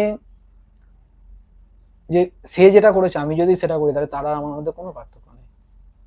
আর আমি আমার এই লাইফে, যখন আমার ভিউজ ঠিক ছিল সোশ্যাল মিডিয়ায়, বা আমার যখন দাঁড়িয়েছিলাম, এটা নয় যে আমি বলবো আমি খুব কোটিপতি ছিলাম, কোনোদিনই ছিলাম না। যখন আমি মাসে 1.5 লাখ টাকাও কামিয়েছি, তখন আমি সিম্পল এরম ভাবেই থাকতাম। যখন মাসে আমি 1 টাকা কামিয়েছি, তখনও এরম ছিলাম। যখন আমি 50,000 কামিয়েছি, তখন এরম ছিলাম। যখন এখন আমি জিরো, যখন আমি এখন মানে একদম অবস্থা খারাপ, তখন আমি এরমই আছি। তো আমার লাইফ কোনোদিনই চেঞ্জ হয়নি, আমি যেরকম ছিলাম সেরকম। আমি বড় হলেও সেম রয়ে গেছে, নিজের পুরোনো লাইফটাকে ভুলিনি। আর ডাউনে গেলেও তো সিম্পল আমি থাকতেই হবে, কিছু করার নেই। ভগবান বিশ্বাসী? বিশ্বাস বা অবিশ্বাস কোনোটাই করি না। মানি বলতে পারে, হ্যাঁ ভগবানকে মানি, শিবকে মানি, বাকি বিশ্বাস করে তার কাছে পুজো করা, তাকে সারাক্ষণ ডাকা, সেটা না। আমি মানি যে একটাই জিনিস, বলেছিল যে রামকৃষ্ণদেব বলেছিল, জীবে প্রেম করে যেইজন সেইজন সবই চাই ঈশ্বর। তো আমার মনে হয় যে প্রতিটা ভগবান এটাই চাইবে, যে তাকে প্রসাদ দেওয়ার থেকে বেশি, কারণ সে সৃষ্টি করেছে, তাকে দেওয়ার কি আমরা, বরঞ্চ যারা পাচ্ছে না তাদেরকে দাও, আমি এটা মানি। তো যারা পাচ্ছে না, যাদের হেল্প দরকার, তাদেরকে হেল্প করবো, কি দরকার আমি 2 টাকা এখানে খরচা করতে, 2 টাকা দিয়ে, আমি একবারও বলছি না এটা ভুল, একবারও বলছি না ভুল, কিন্তু আমার কাছে হিউজ নেই যে আমি তাদেরকে দিয়েও ভগবানকে দিতে পারবো। আমার কাছে হিউজ হলে তখন অবশ্যই দেবো, কিন্তু আমার কাছে যতটা আছে তাতে আমি এদেরকেই আগে হেল্প করছি। যদি আমার কাছে কোনোদিনই হিউজ হয় তখন অবশ্যই ভগবানকে দেবো, আর দাদা দিও। দাদা তুমি তোমার মধ্যে যে এই যে একটা সবসময় পজিটিভ ভাবে তুমি ভাবো যে না ঠিক হবে ঠিক হবে, আজকে অনেক মানুষ আছে যারা ঠকে ঠকে ঠকে ঠকে অনেক শেয়ানা হয়ে গেছে বলতে গেলে, এক কথায় বলতে গেলে। কিন্তু বর্তমানে তোমার মতো মানুষ যে এখনো চায় বা তুমি চাইছো একটা মানুষকে তুমি বিশ্বাস করতে, কি করে এই পাওয়ারটা জোগাও তুমি নিজের ভেতরে, যে তুমি তোমার নিজের বিশ্বাস করার যে ক্ষমতাটাকে এখনো শেষ করোনি? আমি তোমার কথা শুনে আমি বুঝতে পারছি ব্যাপার। তাহলে একটা ঘটনা বলি। আমার রিসেন্টলি আমার ইউটিউব থেকে আরো সরে আসার কারণ আরো অনেক করা, শুধু এইটা নয়, মেন্টালি আমি অনেক উইক ছিলাম। কেসটা কি, আমি যখন বললাম যে আমি সুসাইড করার জন্যই রেস্কিউতে এসেছিলাম, তারপর লাইফে আবার কেউ এসেছিল আমার, যাকে সবাই বৌদি বলেই জানতো। আর তার সাথে কি হয়েছে না হয়েছে সেটা বলছি না, তার সাথে আমার 5 বছরের রিলেশন, অনেক কারণে অনেক কিছু নিয়ে রিলেশন হয়েছিল, সব হয়েছিল। কি কারণে পুরোপুরি ছাড়লো সেটাও আমি প্রপার জানি না। হ্যাঁ, ঘর করতে পারিনি বা পয়সা কড়ি ছিল না, প্রবলেম ছিল, বাট আমি বলছি না যে সে খারাপ, প্রতিটা ফ্যামিলি এটা চাইবে, আর সেটার জন্যই আমি টাইম চেয়েছিলাম। বাট ব্যাপারটা কি হয়েছে, একটা মানুষের কাছে যে কোনোদিন সিঙ্গেল বড় হয়েছে না, তার মাইন্ডসেটটা অনেকের ক্ষেত্রে অনেকে নেশাখোর হয়ে যায়, কেউ হয় না। আমি যেমন কোনো রকম নেশা করি না, কারণ আমার কাছে একটা জিনিস জানি, আমি সব কিছু দেখে নিয়েছি, ভালো খারাপ সব দেখে নিয়েছি। তো আমার কাছে মনে হয় যে খারাপটা হওয়ার থেকে ভালো হলে হয়তো খুব কম লোক জানবে, কিন্তু যজন জানবে তজন মন থেকে জানবে। তো সেই জন্য আমি খারাপটা চুজ করিনি, কারণ খারাপটা চুজ করলে ক্ষণিকের মাত্র। আমি একটা যেমন এক্সাম্পল দিই, আমরা অনেকেই বাদাম কাকু দেখেছি, রানু মণ্ডল দেখেছি, আরো অনেককেই দেখেছি, নাম নিচ্ছি না বাকিদের, আরো অনেককেই দেখেছি। এই দুজনের নাম নিলাম কারণ সেফ খেললাম, এদেরকে নাম নিলে রাখ কেউ ট্রোল করবে না, বাকিদের কেস করবে তো, তোমার অনেক কেস হয়ে যায়। হ্যাঁ, তো এরা একটা টাইমে শর্ট টাইমে খুব তাড়াতাড়ি উঠেছিল, কিন্তু আবার ডুবেও গেল, কেউ চেনে না। তো খারাপ করলে খুব তাড়াতাড়ি ওঠা যায়, কিন্তু লং টাইম থাকা যায় না। তো সেই হিসাবে মানুষের কাছে লং টাইম থাকা যায় না। তো আমি যাই, আমি এমন কিছু করবো না, যে আমার মা একটা কথা বলছে, 10 জনকে বাঁচানোর যদি কোনো একজনকে মারতে হয়, পিছু পা হাঁটবে না, আর যদি নিজে মরতে হয় পিছু পা হাঁটবে না। আমি সেটাই মানি। যদি আমাকেও কোনোদিন কাউকে, অনেকজনকে বাঁচানো যদি আমাকে মরতেও হয়, ওই জন্য আমি সাপ বাঁচাই। পরে হয়তো প্রথম দিকে সোসাইটির জন্য এসেছিলাম, পরে ভালোবাসাই করি, যে আজকে আমি যদি একটা সাপ বাঁচাই, নেক্সট জেনারেশন আমার বাঁচবে, তাতে আমি কামড় খেয়ে মরে গেলেও যেতে পারি। আমি কোনোদিন পিছু পা হাঁটিনি। সেরকম যদি কোনোদিন কাউকে মারতেও হয়, আমি পিছু পা হাঁটবো না। কি মারতে হয়, কি কথার মারার কথা বলছো নাকি হাত দিয়ে মারার কথা বলছো? যেটা ভাববে সবই বললাম। তোমার কাছে ভালোবাসার অপর জিনিস কি? ওটাই তো, ভালোবাসার অপর জিনিস মৃত্যু, এর থেকে বড় কিছু নয়। মারতে হয়েছে 10 জনের ভালোর জন্যই আজকে তাকে ছেড়ে দিয়েছি, বা সে চলে যাওয়ার পরও তাকে কিচ্ছু বলিনি। যাকে এতদিন ধরে ভালোবাসতাম, মানে তারপর যে এসেছিল, সে যখন ছেড়ে চলে গেল, মানে একটা মানুষ যখন একা বড় হয়েছে, তারপর কেউ যদি এসে তাকে ভালোবাসা দেয় না, সে পুরোপুরি চেঞ্জ হয়। আমি ছোট থেকে এরকম ছিলাম, আমাকে যদি কেউ একবার ফোনটা কেটে দেয় মুখের ওপর, তাকে কোনোদিন ঘুরিয়ে কল করতাম না। কি তুই তো ওই তুই মতো থাক, আমি আমার মতো থাকি, আমি কোনোদিন কাউকে অত গ্রাহ্য করতাম না। একা বড় হয়েছে, কোনো যায় আসে না, কে গেল কে এলো কোনো যায় আসতো না। সে আসার পর আমাকে অনেক চেঞ্জ করে। আজ যেটুকুনি লোক দেখে যে মানুষের গালাগালি পাড়ার পরেও আবার তার সাথে ভালো ব্যবহার করছে, তার কাছে যাচ্ছে, পুরোপুরি কৃতিত্ব আমি তাকেই দিতে চাই। কারণ সে যদি না থাকতো আমি এতটা চেঞ্জ হতাম না। তাহলে আগে খুব মানে এসেছিলাম, গেলি তো গেলি, আমার যায় আসে না। কিন্তু সে ছেড়ে চলে গেল, এই প্রবলেম, টাকা পয়সার প্রবলেম, বা মানে লোক ইউটিউবে দেখে ভাবে কি এর হয়তো অনেক আছে, ডোনেট করে মানে অনেক আছে, লোককে হেল্প করে মানে অনেক আছে। আলটিমেটলি আমি ততটাই করতে পারি যতটা আমি কামাই, তার 90% হয়তো খরচা করে ফেলে, আমি নিজের খাওয়ার জন্য খালি রাখি। আর নিজের জন্য এখনো অবধি একটা জমি করেছে, আর কিচ্ছু না, ঘরও করতে পারিনি। ঘর করবো বলে আজকে ইউটিউব করার পর থেকে কবে থেকে ভাবছি ঘর করবো, ঘর কিচ্ছু করতে পারিনি, কারণ সবটা তো লোককে বিলিয়ে দিয়েছে, নিজের জন্য কিচ্ছু রাখেনি। তো এইটা হয়ে গেছে প্রবলেম। তার কাছে তার লাইফ, সে সে ভুল নয়, সে তার লাইফ ভাবছে কি যে আমি লাইফে টিকবো কিভাবে, এর সাথে নিজের লাইফটা কাটাবো, নিজের নেক্সট যখন ফ্যামিলি হবে তাদেরকে নিয়ে চলবে কিভাবে, তো নিজের খরচা সব দিয়ে দেয়। সেও ভুল নয়, কিছু করার নেই। তো তাই জন্য নিজেকে মারতে হয়েছে। হয়তো মারা মানে বলছি না যে শেষ করে দেওয়া, মানে মেন্টালি দিক থেকে মারা। ওই জন্য প্রায় 3 মাস পুরোপুরি চুপ ছিলাম, না সোশ্যাল মিডিয়ায়, না কারোর সাথে কথা, না কিছু। 3 মাস আমি কোনো ফোন রিসিভই করিনি কারো, কারণ মেন্টালিটি আমি ঠিক ছিলাম না। তারপর আস্তে আস্তে আবার নিজেকে ঠিক করলাম, করে এখন টুকটাক কাজ করছি, আবার নতুন করে শুরু করছি। ভালোবাসা না টাকা, কোনটা ইম্পর্টেন্ট? আমার কাছে ভালোবাসা, টাকা আমার কাছে কোনোদিন ইম্পর্টেন্ট না। টাকা দরকার, টাকা ছাড়া ভালোবাসা টেকে না, সে আমি ভালো করে দেখে নিলাম। কিন্তু একটা কথা ছিল না, টাকা না থাকলে ভালোবাসা জানলা দিয়ে পালায়। এটা খুব কঠিন সত্য। হয়তো যারা নতুন ভালোবাসে তারা বলবে কি এটা মিথ্যে কথা, মানে নতুন নতুন তো বলবে মিথ্যে কথা। ঠিক টাইমে বুঝতে হবে টাকা না থাকলে সত্যিই ভালোবাসা জানলা দিয়ে পালায়। মানো? একদম। আলটিমেটলি টাকাটাই সব, কিন্তু আমার কাছে টাকাটা কিছুই না। কারণটা আমি কি একটা যখন সময় পেয়েছো বলে আজকে এই কথাটা বলছো? আমি ছোট্ট থেকে টাকা নিয়ে ঘেটেছি। আমি যখন প্রথম গ্যারেজে যাই, গ্যারেজে এক একটা কাজ হতো, এক একটা লরি তৈরি করতে আমাদের পড়তো তখন 14 লাখ 16 লাখ। আমি নিজে হাতে গুনেছি, নিজে হাতে নিয়ে এসেছি পোস্তা থেকে। টাকা আমার কাছে কোনোদিন ম্যাটার করেনি, মানে টাকা আমি হিউজ দেখেছি মানে এক এক সাথে। আমি নিজে বলছি, আমি ওপেনলি বলছি, আমি ইউটিউবে 1 মাসে 1 লাখ 1.5 লাখ টাকা অব্দি কামিয়েছি, কিন্তু আমি তো নিজের জন্য দানও কিছু করেছো প্রচুর। নিজের জন্য কিছু রাখিনি। আমি যেটুকুনি কামিয়েছি, আমি টোটাল ইউটিউব থেকে এখনো অব্দি মনে হয়, অনেকে বলে বলতে নেই, ওটা ভুল কথা। টোটাল আমি যা কামিয়েছি তার আমার নিজের কাছে কিছু নেই। নিজের জন্য খালি করেছিলাম কি 1.5 লাখ 2 লাখ টাকা নিজের জন্য খরচ করেছি, আর কিচ্ছু নয় টোটাল এই 3 বছরের মধ্যে। প্রত্যেকে বেশি আমি লাগিয়ে দিয়েছি ইউটিউবের পেছনে, ক্যামেরা, ফোন টোন সবকিছু, আর লোককে হেল্প করে। মানে আমার কাছে মনে হয় যে হেল্প মানে এটা নয় যে তাকে দিলাম, আমার কাছে তারা সবাই ফ্যামিলি মেম্বার্স, তো তাদের প্রবলেম মানে আমারও প্রবলেম, ওই জন্য আমি করি। দাদা তুমি যে এত লোকের হেল্প করেছো, ভালোবাসা আশীর্বাদ অনেক কুড়িয়েছো, পেয়েছিটা, হ্যাঁ একদম ভালোবাসাটাই পেয়েছি। আশীর্বাদ পাওনি? পেয়েছি, পাইনি বলবো না, বাট পেয়েছি। কিন্তু বুঝতে খুব ভুল হয়ে যায়, কে ভালোর জন্য আসে, কে খারাপের জন্য আসে। কারণ যখন আমি ঠিক জায়গায় ছিলাম না, বহু মানুষ আমার কাছে এসছে, খুব স্বার্থ নিয়ে বেশিরভাগ মানুষ এসছে। খুব কম মানুষ কিন্তু স্বার্থ ছাড়া এসছে, খুব কম মানুষ। আমার ইউটিউবে যখন আমার প্রথম প্রবলেম হয়, আমি সোশ্যাল মিডিয়াতে একটা আপডেট দিলাম যে আমার যারা পুরনো এডিটার ছিল তারা চলে গেছে, আমার এডিটার চাই, নতুন এডিটার চাই। আমার কাছে কিন্তু টাকা পয়সা কম আছে, আমি দিতে পারবো না। বহু মানুষ এসছে, আগে তাদের কথা হচ্ছে কে টাকা দেবে, কত টাকা নেবে, এরকম চলছে। প্রথম একটা ছেলে, আজকে আমি তার নাম নিচ্ছি, আজ পর্যন্ত কোনোদিন তার নাম নিইনি, নাম নিচ্ছি না, এমনি বলছি। প্রথম একটা ছেলে এলো যে টাকার জন্যই এসেছিল, এসে সে যখন আমার সামনাসামনি দেখলো, আমার সাথে কথা বললো, সে আমার কাছে টোটাল এখন অব্দি মনে হয় 1.5 বছর হতে চললো, একটা টাকা কোনোদিন নেয়নি আমার থেকে। তো ভালো তো, নামটা বলো তাহলে। নাম বলে সে আবার খারাপ মনে করবে। মানে আমার যে এখন ভিডিও করে, এডিটিং করে, হ্যাঁ, সেই, ঠিক আছে, ক্যামেরার পেছনে যে থাকে। যে ক্যামেরার পেছনে থাকে, ক্যামেরায় চট করে আসতে চায় না, ও নিজেকে কমফোর্ট মনে করে না ক্যামেরার সামনে আসাটা। যাই হোক, সে ছিল। আমাদের পাড়ার একজন আছেন, এনি টাইম আমার সাপোর্ট করে যায়। মধ্যমগ্রামে একজন আছে, এনি টাইম আমার সাপোর্ট করে যায়। তারপর ইউটিউব জগতেও কিছু মানুষ আছে, যেমন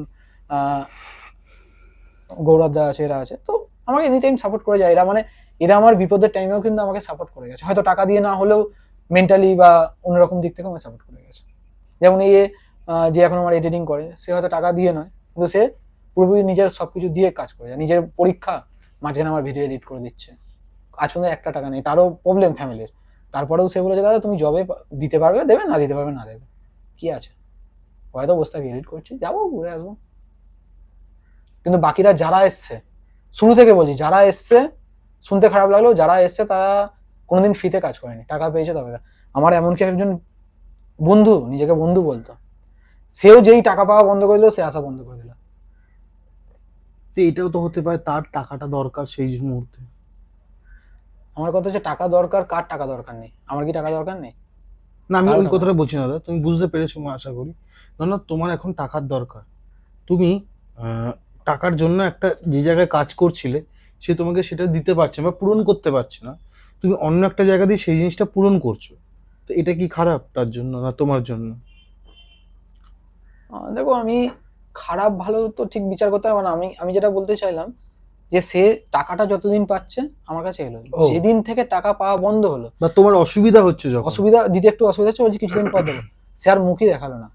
সে অন্য জায়গায় যেতে পারছে, তাকে যখন বলছি ভাই চ একবার এখানে যাবো, সে কিন্তু যেতে পারছে না। সে বলছে একটু ব্যস্ত আছে, কিন্তু ঠিক তার 5 মিনিট পরে দেখছি সে অন্য জায়গায় ঘুরতে যাচ্ছে, সেম দিকেই, মানে আমি যেদিকে গেছি রেস্কিউ করতে সেদিকেই ঘুরতে যাচ্ছে সে। তাহলে তাদেরকে আমরা কিভাবে বন্ধু বলবো? মানে এরম এরম মানুষ দেখেছি, যে নিজের ভাই ভাই বলে আমার কাছে এসছে, তুমি আমার খুব ভাই, নিজের মায়ের পেটে না হলে তুমি আমার খুব কাছের ভাই। যেই তার ইউটিউবকে আমি প্রমোট করলাম না, সে হয়ে গেল খারাপ। তার কন্টেন্টটা আমার চ্যানেলে প্রমোট করার মতো ছিল না, তাহলে কি হয় তাকে প্রমোটটা করবো? তখনই সে হয়ে গেল খারাপ, ভুলভাল বলে দিল, এই সেই বলে কাজটা করলো। এরকম মানুষ দেখেছি সাথে এসে 2 দিন ঘুরেছে, বাইরে গিয়ে আমার নামেই ভুলভাল বলেছে। বা আমি তোমার যে সাথে এত কিছু হয়েছে, তুমি তাও মানুষকে বিশ্বাস করো, এটাই হচ্ছে মানে তোমার কাছে এটা পাওয়ারফুল, মানে পাওয়ার তোমার কাছে এটা, পাওয়ার নয়, মানে কারোর কাছে কাউকে দেখে শেখো এই জিনিস। একটা কথা বলি যে মানুষ যদি 10 বারও ঠকে, সে কি ঘুরে, তুমি 10 বার একটা কোনো কাজ করছো, তুমি বারবার ধরে হোঁচট খেয়ে পড়ে যাচ্ছ বা কাজটা করতে পারছো না, তুমি যদি সেই কাজটা করা বন্ধ করে দাও, তাহলে হারবে দেখে তুমি না তারা? তুমি হারলে, আমি হারলাম তো। তারা তো হারলো না। ঠোকর খেয়ে পড়লে, তুমি পড়লে, তোমার ব্যথা হলো, কিন্তু যখন তুমি উঠে দাঁড়াবে, আলটিমেটলি তুমি দাঁড়ালে, তারা তো কিছু হলো না। যারা তোমায় ঠেলেছে বা যারা তোমায় ঠোকর মারতে সাহায্য করেছে, তারা কি আছে, তাদের কোনো যায় আসে না, তারা তাদের মতো ঠিক থাকবে, তারা তাদের দিকেও ঠোকর খাচ্ছে। আর আমি একটা জিনিস বারবার মানি, যেটা আমি এই দুনিয়া এসে করবো সেটা আমি এই দুনিয়াতেই পেয়ে যাবো। যদি খারাপ করি তাহলে খারাপটা এই দুনিয়ায় পেয়ে যাবো।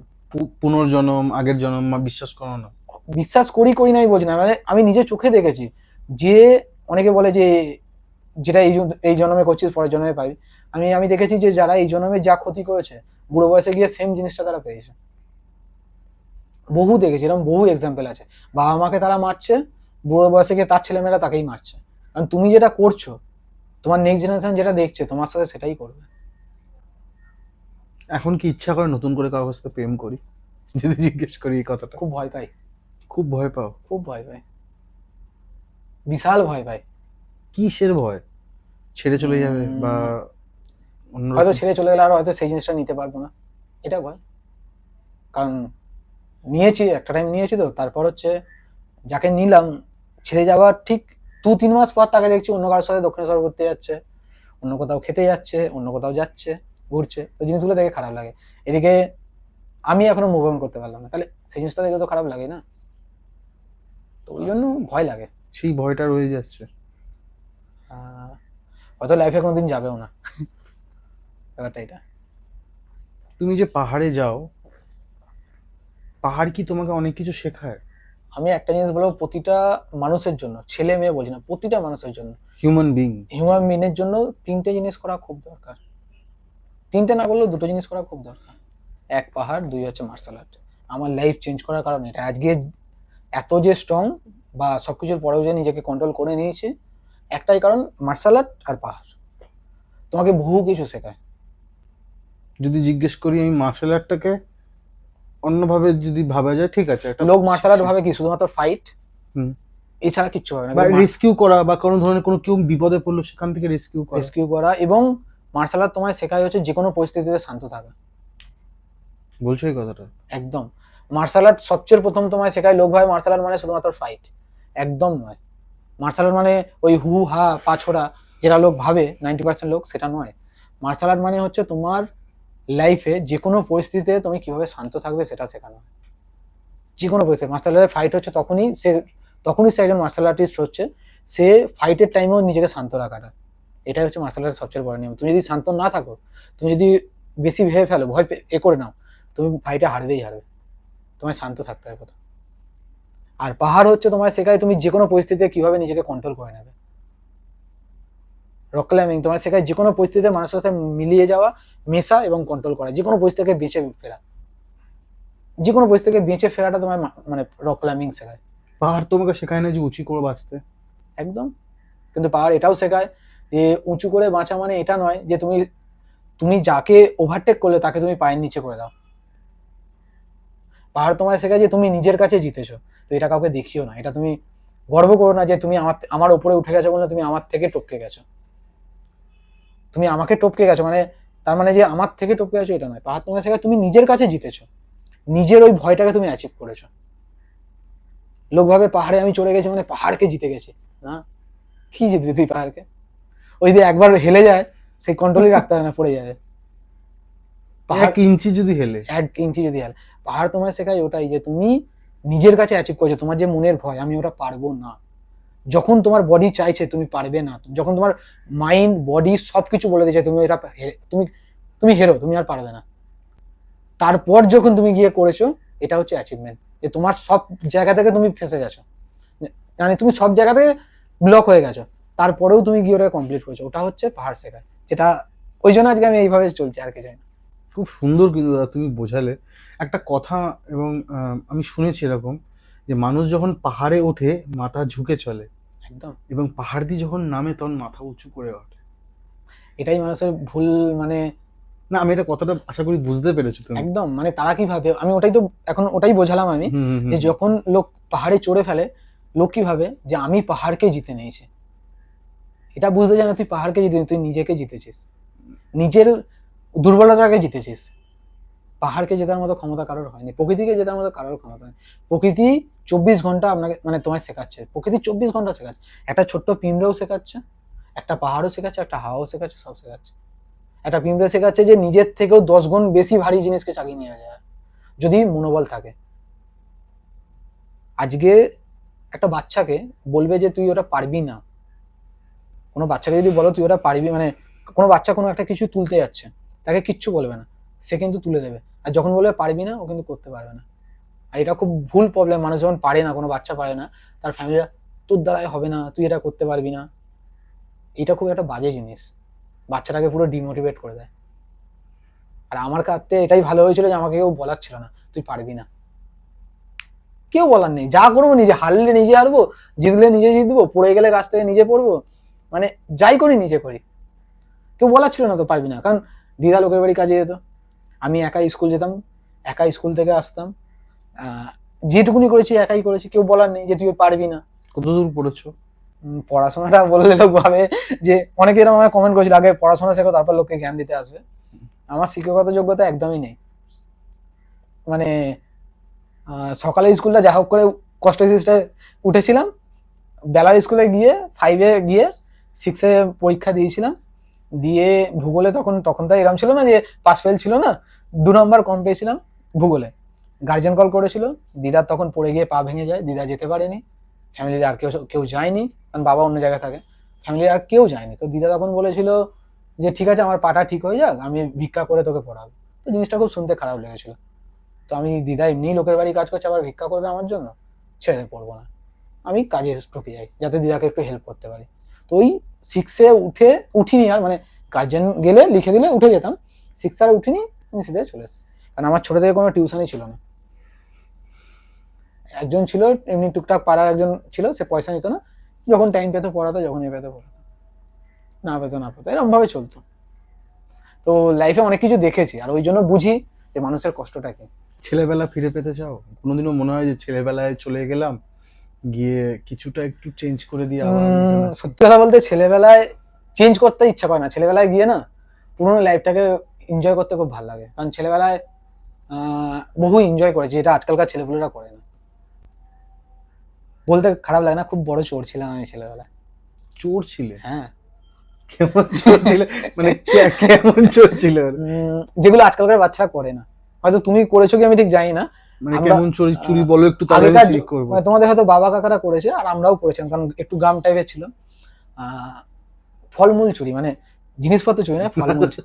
লোকের গাছের আম, জাম, কাঁঠাল, লিচু, আজ সেই মানুষগুলোই আমাকে বলে, মানে যে দিদাদের কাছে চুরি করতাম আগে, আমাকে তারা করতো। আজ তারা বলে তোরা গাছ থেকে পারিস না, খুব খারাপ লাগে, পেরে পেরে আমার বাড়িতে দেয়, পারলে আমাকে ফোন করে, আসবি একটু বাড়িতে আম পেরে রেখেছি, খেয়ে যাবি।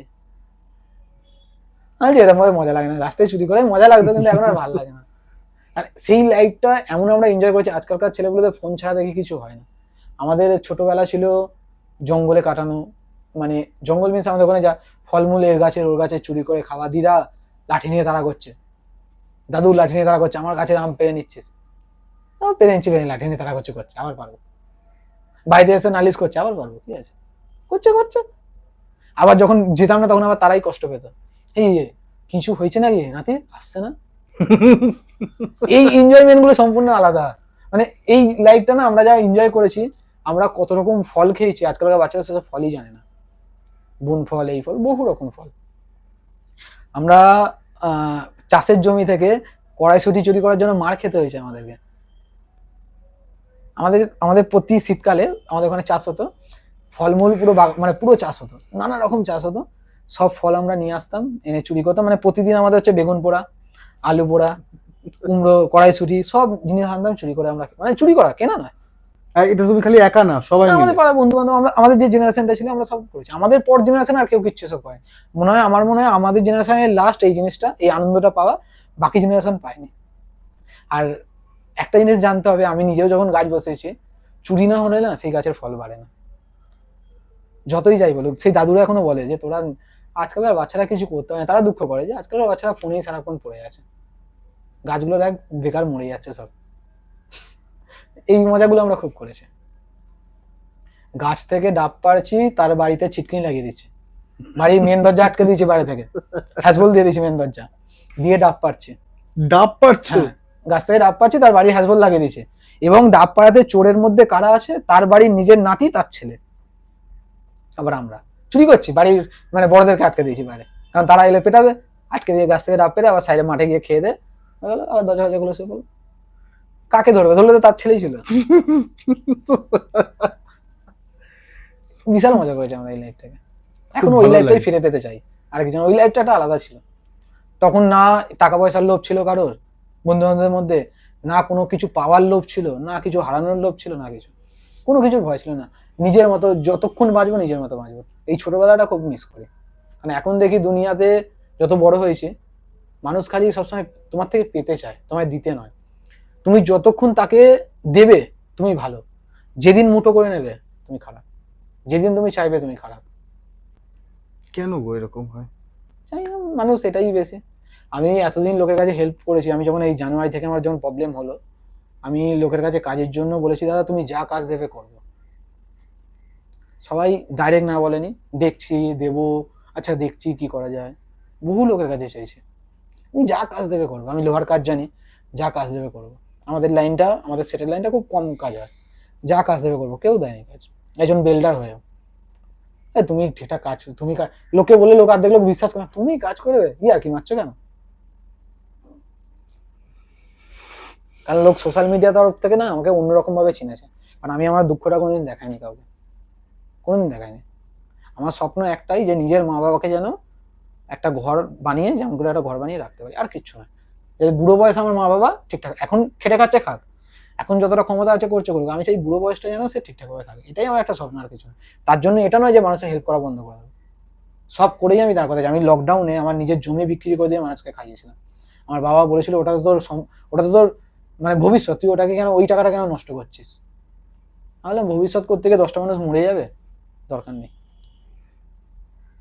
ভবিষ্যৎ পরে হয়ে যাবে। আর সত্যি হয়েছে, ভগবানের আশীর্বাদে লকডাউনের ঠিক 2 বছরের মাথায় আমি একটা জমি কিনতে পেরেছি।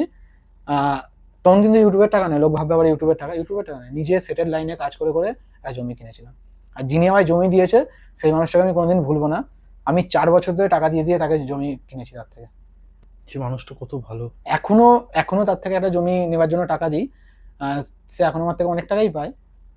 সে বলছে তোকে টাকা এখন দিতে পারছি না, দিতে হবে না, আমার খুব প্রবলেম জানিস, দিতে পারছি না, দিতে হবে না, তুই জমিটা রেজিস্ট্রি করে নে খালি, তুই পরে আমায় টাকা দিবি। সেই মানুষটা আমার কাছে মানে সত্যি, তাকে আমি চিন্তাম না কিচ্ছু না, তার বাড়িতে একবার সাব রেস্কিউ করতে গেছিলাম, সে ঠিক মনে রেখেছে আমাকে। সে বলছে তোমাকে যদি না করি কাকে করবো। তোমার কাছে এই ধরনের মানুষকে ভগবান মনে হয়? সত্যি মনে হয়, আমার মনে হয় ভগবান যদি কেউ থেকে থাকে তাহলে এরাই।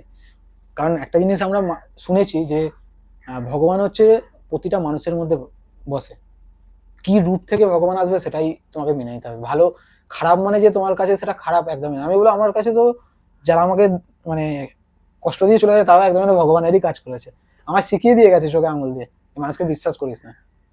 আমি বলবো খুব ভালো জিনিস, কারণ আজকে যদি সেই মানুষটা না যেত, ইউটিউব নিজে হাতে হ্যান্ডেল করতে কোনোদিনই শিখতাম না। ঠিক আছে, যাওয়ার পর ইউটিউব হ্যান্ডেল করতে শিখেছি, একজন যাওয়ার পর একা বাঁচতে শিখেছি, সবকিছুর পরেও এত স্ট্রং হতে শিখেছি। তো এইভাবে শিখেছি, মানে এটা আমার কাছে একটা হয়তো ভালো পার্ট শিখিয়ে গেছে। মানুষের খারাপ দিকটাও ভগবানের, ভালো দিকটাও ভগবানের। লোক ভাবে খালি ভালোটাই ভগবান, ভগবান তো খারাপও শিখিয়েছে। যেমন কৃষ্ণকে একটা খালি নাম বলা হয়, কৃষ্ণকে কি বলা হয়? রণছোড় দাস। না, কৃষ্ণকে বলা হয় খালি প্রেমের ঠাকুর। কৃষ্ণ শুধু কি প্রেমই করেছিল? তাহলে লড়াইটা কে করেছিল? অত বড় যুদ্ধটা কে করালো? মানে মহাভারত। মহাভারত কে করালো? তাহলে কৃষ্ণ তো শুধু প্রেমের ঠাকুর নয়, সে সবই করিয়েছে, কিন্তু কৃষ্ণকে খালি প্রমোট করা হয়েছে তুই প্রেমের ঠাকুর হিসাবে। ভুল ভাবে প্রমোট এবং লীলা করে সে। লীলা করেছে, কিন্তু সে যে অত বড় একটা লড়াই করালো সেটা মানে ধর্মে স্থাপন করার জন্য।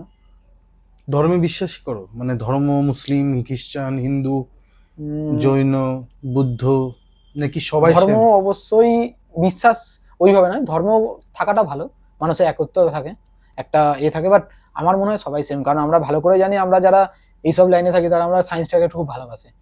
সায়েন্সে একটাই কথা বলা হয়েছে যে প্রতিটা জীব, শুধু মানুষ বলে না, প্রতিটা জীবই একটাই ব্যাকটেরিয়া থেকে সৃষ্টি, সেটা হচ্ছে অ্যামিবা। তাহলে সবাই সেম, তাহলে আলাদাভাবে কেউ সৃষ্টি হয়নি, তাহলে সবাই এক। আমরাই ধর্ম সৃষ্টি করেছি, আমরাই জাতপাত সৃষ্টি করেছি, আমরাই সব। আমি কোনো জাতপাত মানি না। আমার সবচেয়ে প্রিয় বন্ধু যে আজকে যার সাথে আমার মেন পাহাড়ে যাওয়া, তার নাম হচ্ছে মিনাজ জিয়া মোল্লা, সে মুসলিম।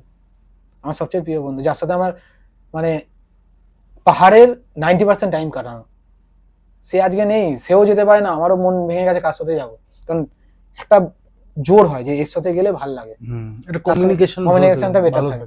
তো সেই মানুষটা ছিল, সে এখন মানে যেতে পারছে না অ্যাক্সিডেন্টের পর থেকে, মানে তার অ্যাক্সিডেন্টের প্রবলেম হয়েছিল, চোট আছে, সে এসে, তা আমারও পাহাড় প্রায় বন্ধই, আমিও যেতে পারি না, কারণ ভাল লাগে না, একা যেতে ভালো লাগে। কারণ এখন যার সাথে যাবো সে সেইভাবে ম্যাচিং হবে না আমার সাথে, হয়তো একা একা গেছি, এটা নয় যে যাইনি, কিন্তু সেই ফিলটা পাওয়া যায় না, এটা ম্যাচ করে, এটা মানুষ ম্যাচ করে ওটাই। তো দাদা, অনেক তো পার্সোনাল লাইফ নিয়ে বা একদম। তোমার জার্নি নিয়ে অনেক কথা হলো। এবার আমি আমরা নিজেও অনেকটা যতটা বলার না হয় তার থেকে বেশি বলে যাই না, এরপর কি হতে পারে, কারণ দুটা ভাবতে হবে এরপর কি হতে পারে, আমি নিজেও জানি না।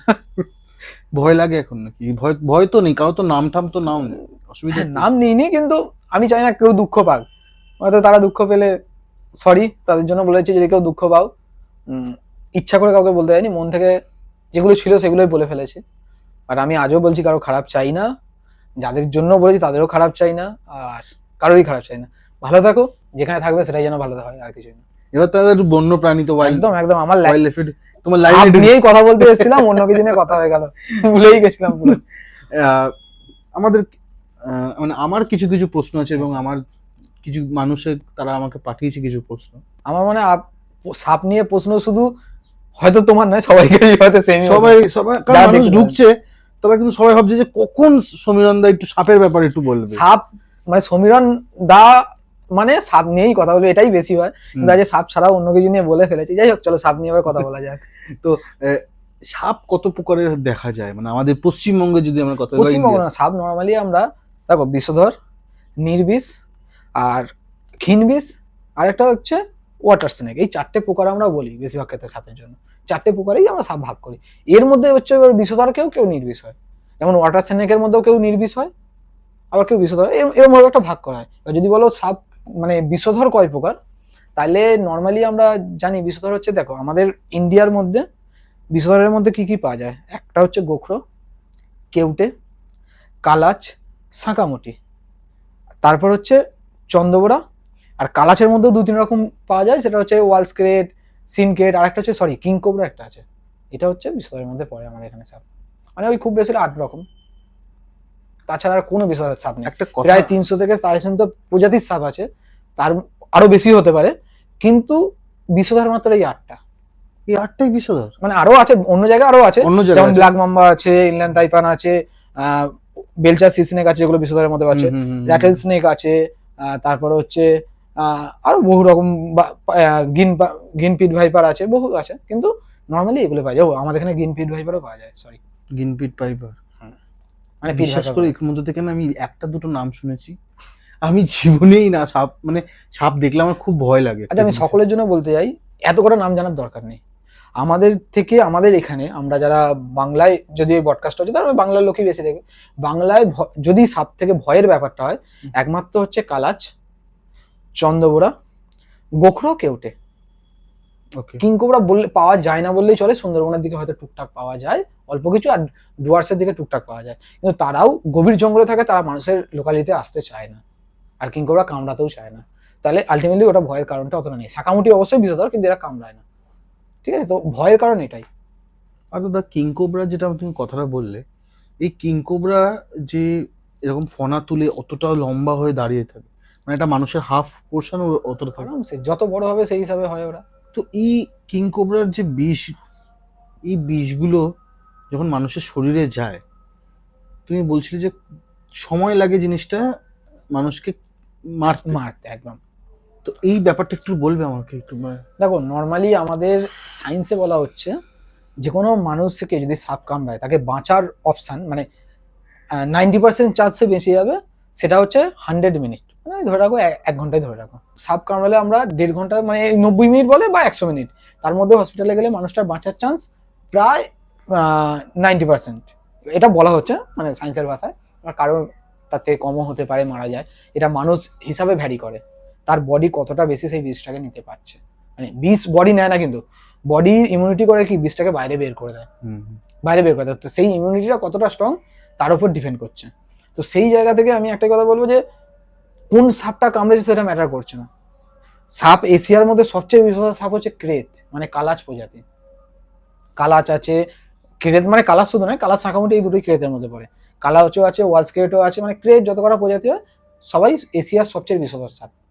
কিন্তু কিং কোবরা এতটাই বড়, তার ফলে বিষের গন্তিটা অনেকটা বড়, তার ফলে বিষটা অনেক বেশি ঢেলে ফেলে।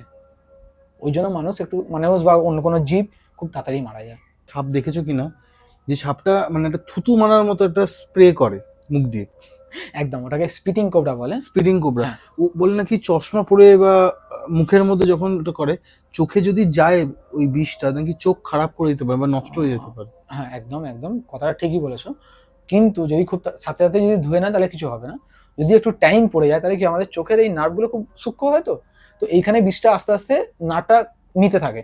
মানে অনেকক্ষণ থাকলে বিষটা কি হচ্ছে ওই স্কিনটাকে আস্তে আস্তে নষ্ট করে দিয়ে ব্লাডের সাথে মিশে গেল, তখনই মানুষ মারা যায়, চোখটা নষ্ট হয়ে যায়। প্রথম চোখটা নষ্ট হবে, তবে মানুষটা মারা যেতেও পারে যদি ট্রিটমেন্ট না হয়।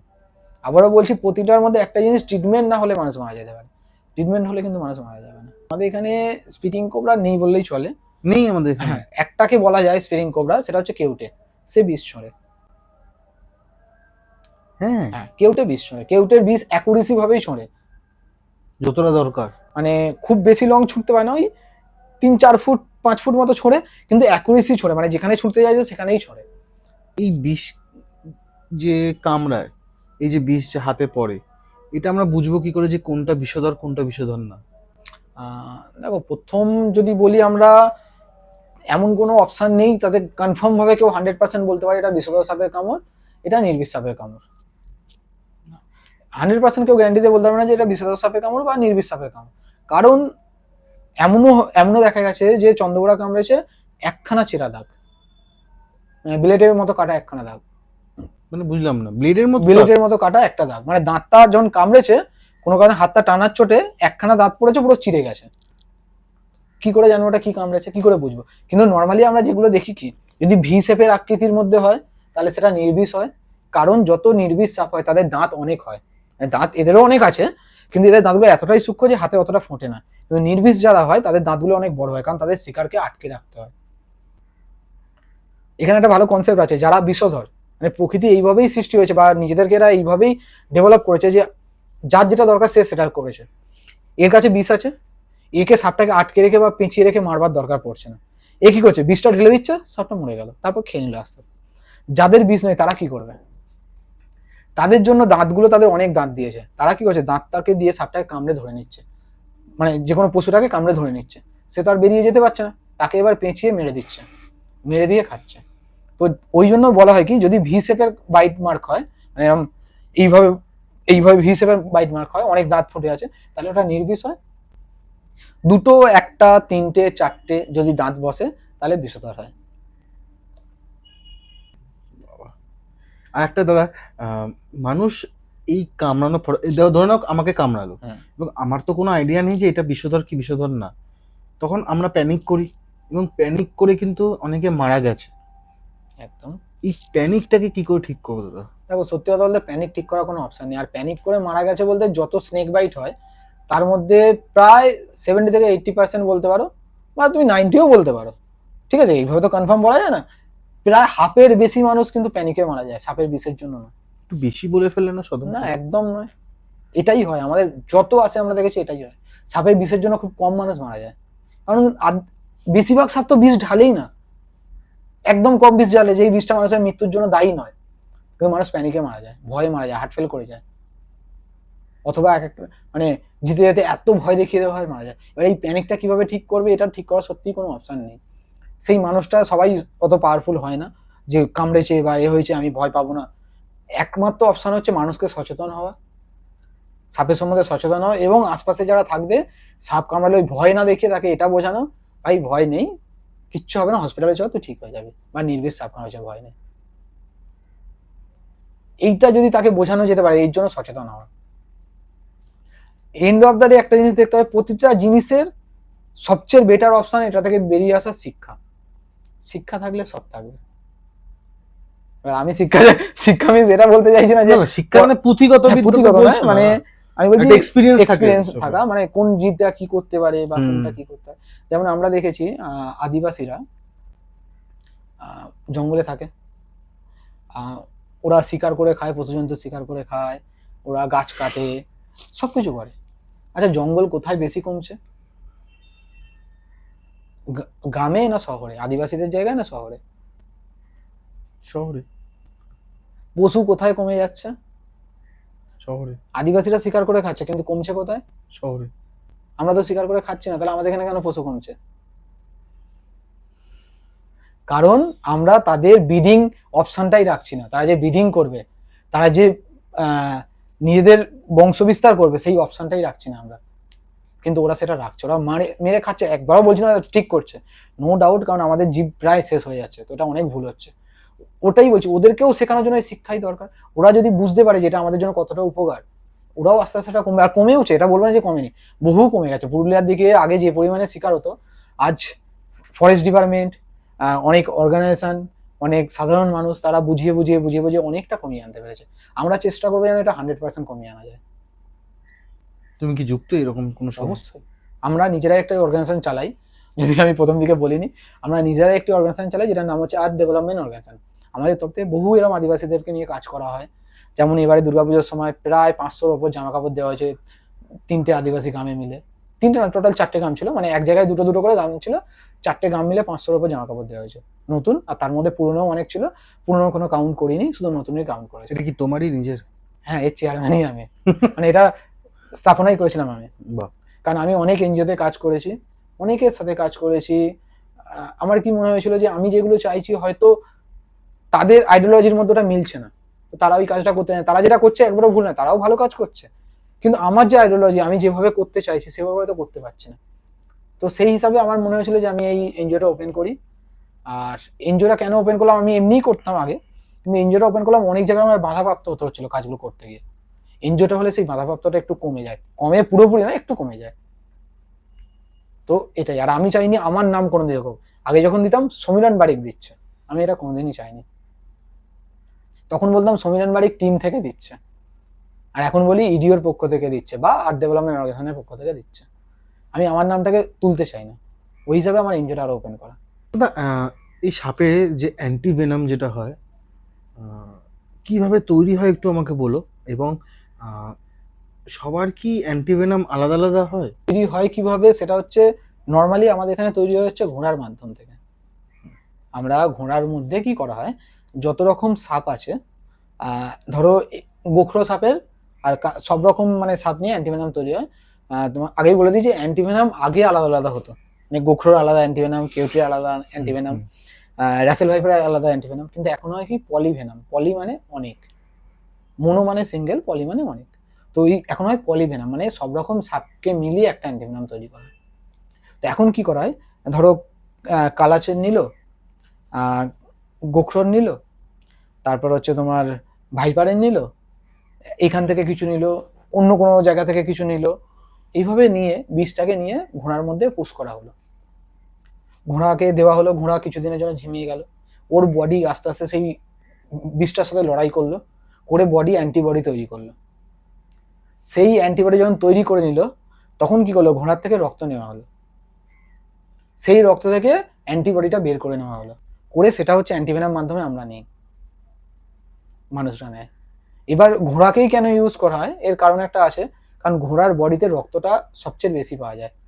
আমরা গাধাকে কেন, মানে ভেড়াকে কেন দেয় না, বা বেজিকে কেন দেয় না, ময়ূরকে কেন দেয় না, পেঁচাকে কেন দেয় না? মানে এদের শরীরে রক্তটা কম, এরাও কিন্তু সাপের বিষ থেকে লড়তে পারে, কিন্তু ঘোড়ার বডিতে রক্তটা অনেকটা বেশি এবং ওর ক্ষমতাটা অনেকটা বেশি এই বিষের সাথে লড়াই করার। ওকে।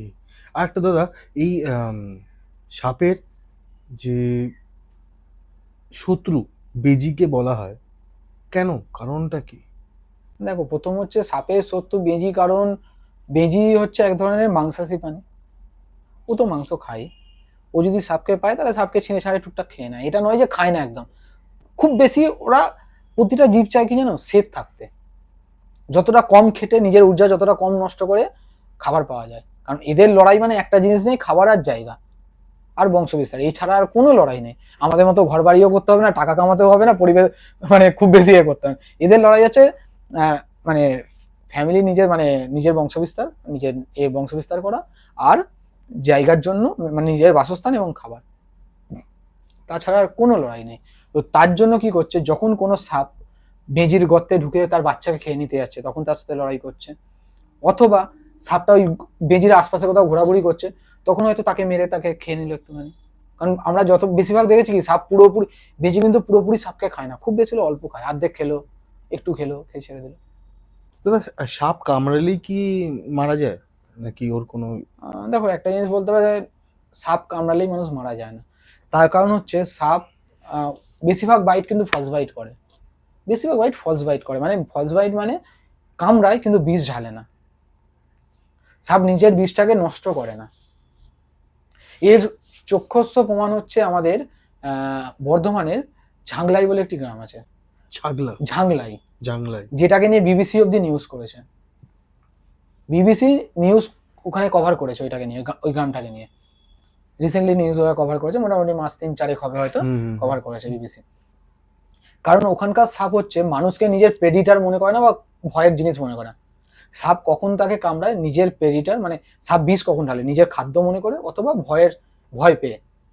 তো ওখানকার সাপগুলো সেই মানুষগুলোকে ভয় পায় না, আর খাদ্য তো শৃঙ্খলার মধ্যে পড়ছেই না মানুষ, তাই জন্য বিষটা না ঢাললেই বেশিরভাগ ক্ষেত্রে ঢালে না, মানে বাইট করছে, কামড়াচ্ছে, কিন্তু বিষ ঢাললেও সেই মরণ মাত্রার বিষটা ঢালছে না। ওরা বোঝে এই জিনিসটা? হ্যাঁ, একটা সাপ বোঝে, একদম বোঝে, একদম বোঝে। এবং একটা জিনিস বলি, মানে বোঝে মিনস আমি বলবো না যে অতটা ভালো করে বোঝে, বাট ওরা ভয় পেলে তবে বেশি কামড়ায়, তো ভয়টা পাচ্ছে না মানুষকে, মানুষের পাশ দিয়ে ঘুরছে, সব করছে।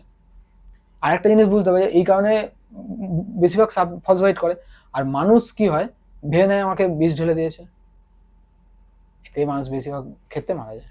আর একটা জিনিস দাদা, তুমি যে এক্ষুনি বললে ফলস বাইট বা এই ধরনের যে বাইট গুলো হয়, এর মধ্যেও একটা জিনিস বলি, যদি সেই সাপটা যদি বিষ ঢেলেও দেয়, আমাদেরকে জানতে হবে আমাদের বডি মানে বিশেষ করে লড়াই যে করছে, আমি প্রথমে বললাম অ্যান্টিভেনাম দেওয়া হয়, কিন্তু আমাদের বডিতে যদি আলাদা আলাদা সাপের আলাদা আলাদা ভাগ আছে, ধরো গোখরোর যদি ধরো মোটামুটি 12 মিলিগ্রাম বা 10 মিলিগ্রামের ওপর যদি যায় তাইলে সেই মানুষটা মারা যায়। ভাইপারের ক্ষেত্রে যদি 16 মিলিগ্রামের ওপর যাচ্ছে তাহলে মানুষটা মারা যায়। তো একটা সাপ কি একটা মানুষকে দেখে বা প্রাণীকে দেখে আন্দাজ করে না যে কে এতটা না, ওইটা অতটা ওদের আন্দাজ করার ক্ষমতা নেই, কারণ ওদের ব্রেনটা খুবই ছোট এবং ওরা অতটা বুঝতে পারে না, ওরা ভয় পেলেই কামড়ে দেয়, আর কামড়ে দেয় যখন বিষটা কেন ঢালে, কারণ ওকে বাঁচতে হবে, ওখান থেকে বাঁচার জন্য বিষটা ঢালে। আর সেই বিষটা যখন ঢালে, অনেক ক্ষেত্রে অল্প বিষ ঢালে, অনেক ক্ষেত্রে বেশি বিষ ঢেলে দেয়, সেটাও মানে ওটা একটু ওরা ফিল করতে পারে, যতটা আমার জানা, আমি কনফার্ম বলতে পারবো না, কারণ আমি কোনো হার্পোলজিস্ট নই, আমরাও এগুলো করি এবং শিখি, আমরাও পড়ে পড়ে।